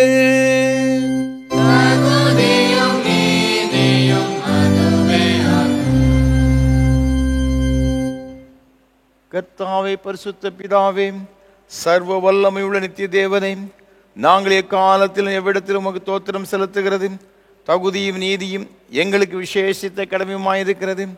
உமது குமாரனும் எங்கள் ஆண்டவருமாகிய இயேசு கிறிஸ்துவின் மூலமாக நீர் வானங்களையும் பூமியையும் அவைகளுள் எல்லாவற்றையும் சிருஷ்டித்தீர். மனு குலத்தை முது சாயலாக உண்டாக்கினீர். நாங்கள் பாவத்தில் விழுந்தபோது புது சிருஷ்டி முதல்வனாக நீர் எங்களை மீட்டு கொண்டீர்.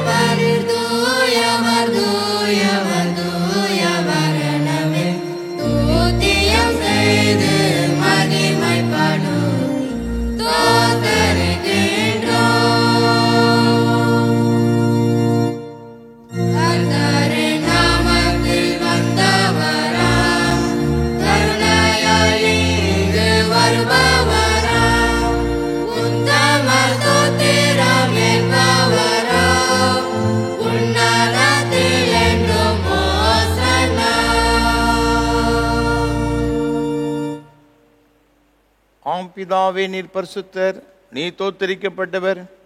தேவரீர் மனிதர் உருக்கமாக அன்பு கூர்ந்து முதுவரே பேரான குமாரனாகிய இயேசு கிறிஸ்து எங்கள் தன்மையை தரித்துக் கொள்ளவும் சிலுவையில் மறித்து எங்களை மீட்டுக் கொள்ளவும் அவரை தந்துள்ளனரே. அவர் சிலுவையில் ஒரே தின தம்மை ஏக பலியாக ஒப்பு கொடுத்து சர்வலோகத்தின் பாவங்களை நிவர்த்தி செய்வதற்கு நிறைவும் பூரணமும் போந்ததுமான பலியையும் காணிக்கையையும் பரிகாரத்தையும் செலுத்ததும் அல்லாமல் தமது அருமையான மரணத்தை என்றைக்கு நினைப்பூட்டு ஞாபகத்தை நியமித்து தாம் திரும்ப மறுமளவும் நாங்கள் அதை அனுசரித்து வரும்படி தமது பரிசுத்த சுவிசேஷத்தில் கட்டியிருக்கிறாரே. இயேசு தாம் காட்டி கொடுக்கப்பட்ட அந்த ராத்திரியிலே அப்பத்தை எடுத்து ஸ்தோத்திரம் பண்ணி அதை பிட்டு சீசல் கொடுத்து, எல்லாரும் வாங்கி புசியுங்கள், இது உங்களுக்காக பிற்கப்படுகிற என்னுடைய சரீரம்.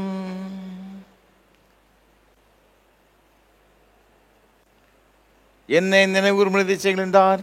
அப்படி ராம்போஜன பண்ணின பாத்திரத்தை எடுத்து ஸ்தோத்திரம் பண்ணி அவர்களுக்கு கொடுத்து, நீங்கள் எல்லாரும் இதில் பானம் பண்ணுங்கள், இது பாவ மன்னிப்பு உண்டாம் உங்களுக்காக அநேகருக்கு சிந்தப்படுகிற புது உடன்படிக்கைக்குரிய என்னுடைய இரத்தம். இதை பானம் பண்ணும் பொழுதெல்லாம் என்னை நினைவு கூறும்படி இதை செய்யுங்கள் என்று திருவுளம் பற்றினார்.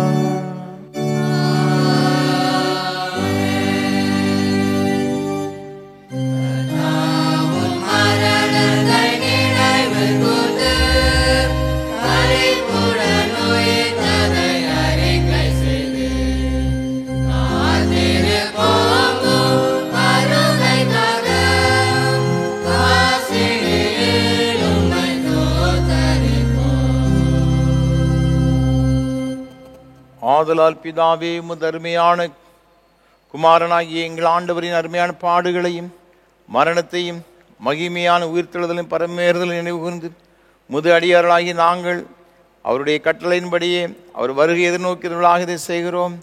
அவரில் நீர் எங்களுக்காக நிறைவேற்றின பூரண மீட்புக்காக உமக்கு நன்றி செலுத்துகிறோம்.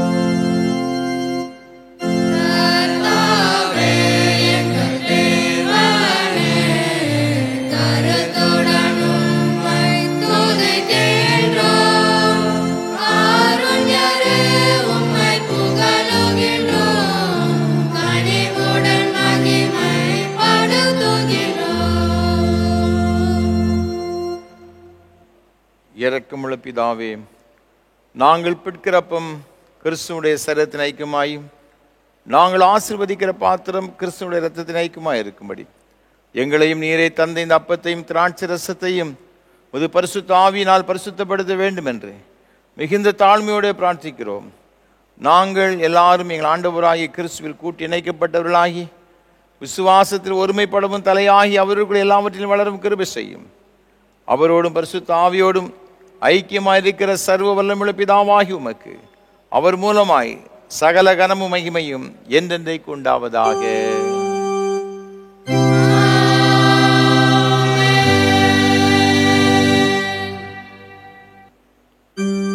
பரமண்டலங்கள் இருக்கிற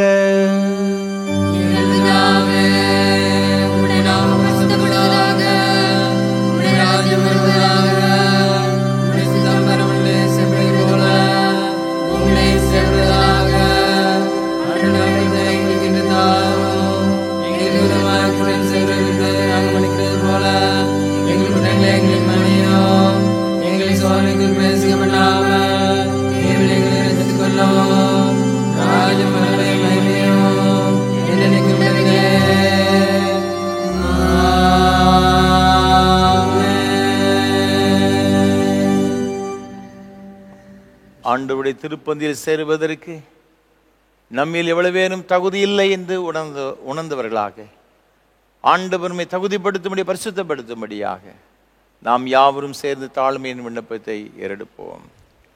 இரக்கமுள்ள கர்த்தாவே, இரக்கமுள்ள கர்த்தாவே, எங்கள் சுயநீதியை நம்பி நாங்கள் உம்முடைய பந்தியில் சேர துணியாமல் தேவரீருடைய அளவற்ற இரக்கத்தை நம்பி சேர்கிறோம். உம்முடைய மேஜையின் கீழ் விழும் துணிக்கைகளையும் பொறுக்கிக் கொள்ள நாங்கள் பாத்திரர். ஆனாலும் தேவரீர் எப்பொழுதும் இரக்கம் செய்கிற லட்சமுறை மாறாத ஆண்டவராயிருக்கிறீர்.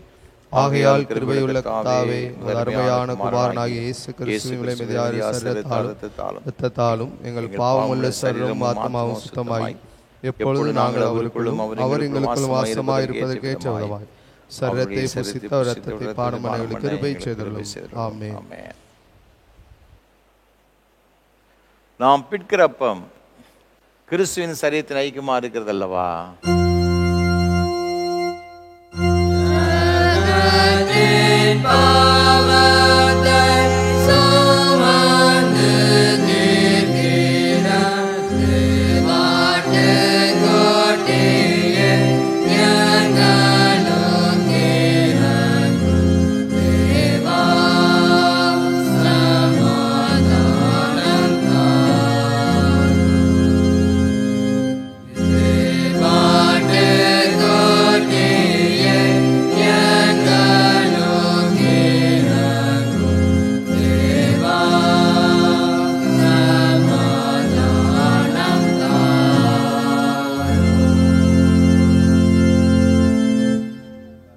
ஜெபம் பண்ண கடவோம். கிறிஸ்துவின் சரீரமும் இரத்தமுமாகிய சாக்கிரமத்தை விசுவாசத்தினால் பெற்றுக்கொண்டவர்களாகி நாம் அவருக்கு தோத்திரம் செலுத்துவோமாக.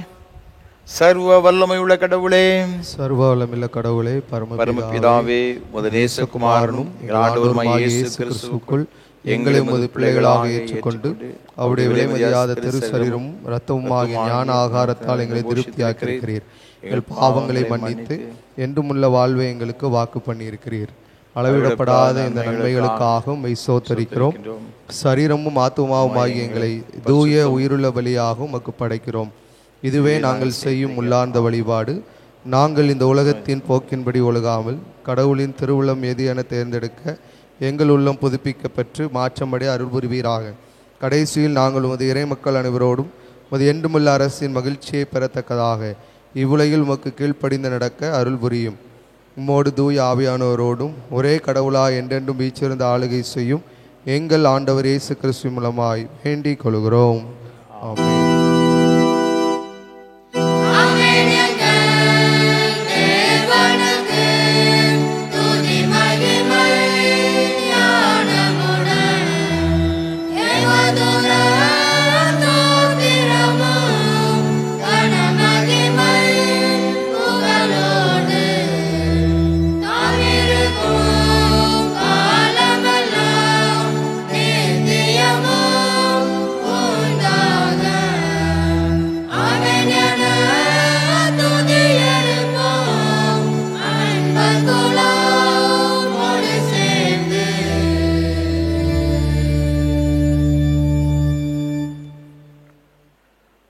சமாதானத்தோடு உலகத்திற்குள் புறப்பட்டு போங்கள், திடமனதாயிருங்கள், நன்மையானவைகளை பற்றி கொள்ளுங்கள், யாருக்காயிலும் தீமைக்கு தீமை செய்யாதிருங்கள், சோர்ந்து போனவர்களை பலப்படுத்துங்கள், பலவீனரை தாங்குங்கள், துன்பப்படுகிறவர்களுக்கு உதவி புரியுங்கள், எல்லா மனிதரை கனம் பண்ணுங்கள், பரிசுத்த ஆவியின் வல்லமையில் சந்தோஷித்து ஆண்டவரில் அன்பு கூர்ந்து அவரை சேவிப்பீர்களாக.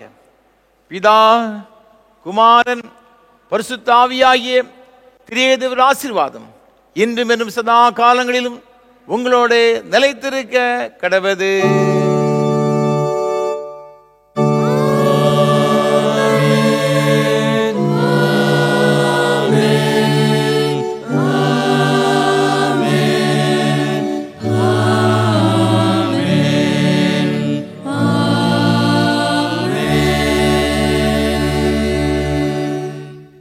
நிறைவு கீதமாக கீதம் 265 பாமாலை 214 பாடுவோம். மேலோக வெற்றி சபையும் பூலோக யுத்த சபையும். கீதம் 265 பாமாலை 214 பாடுவோம்.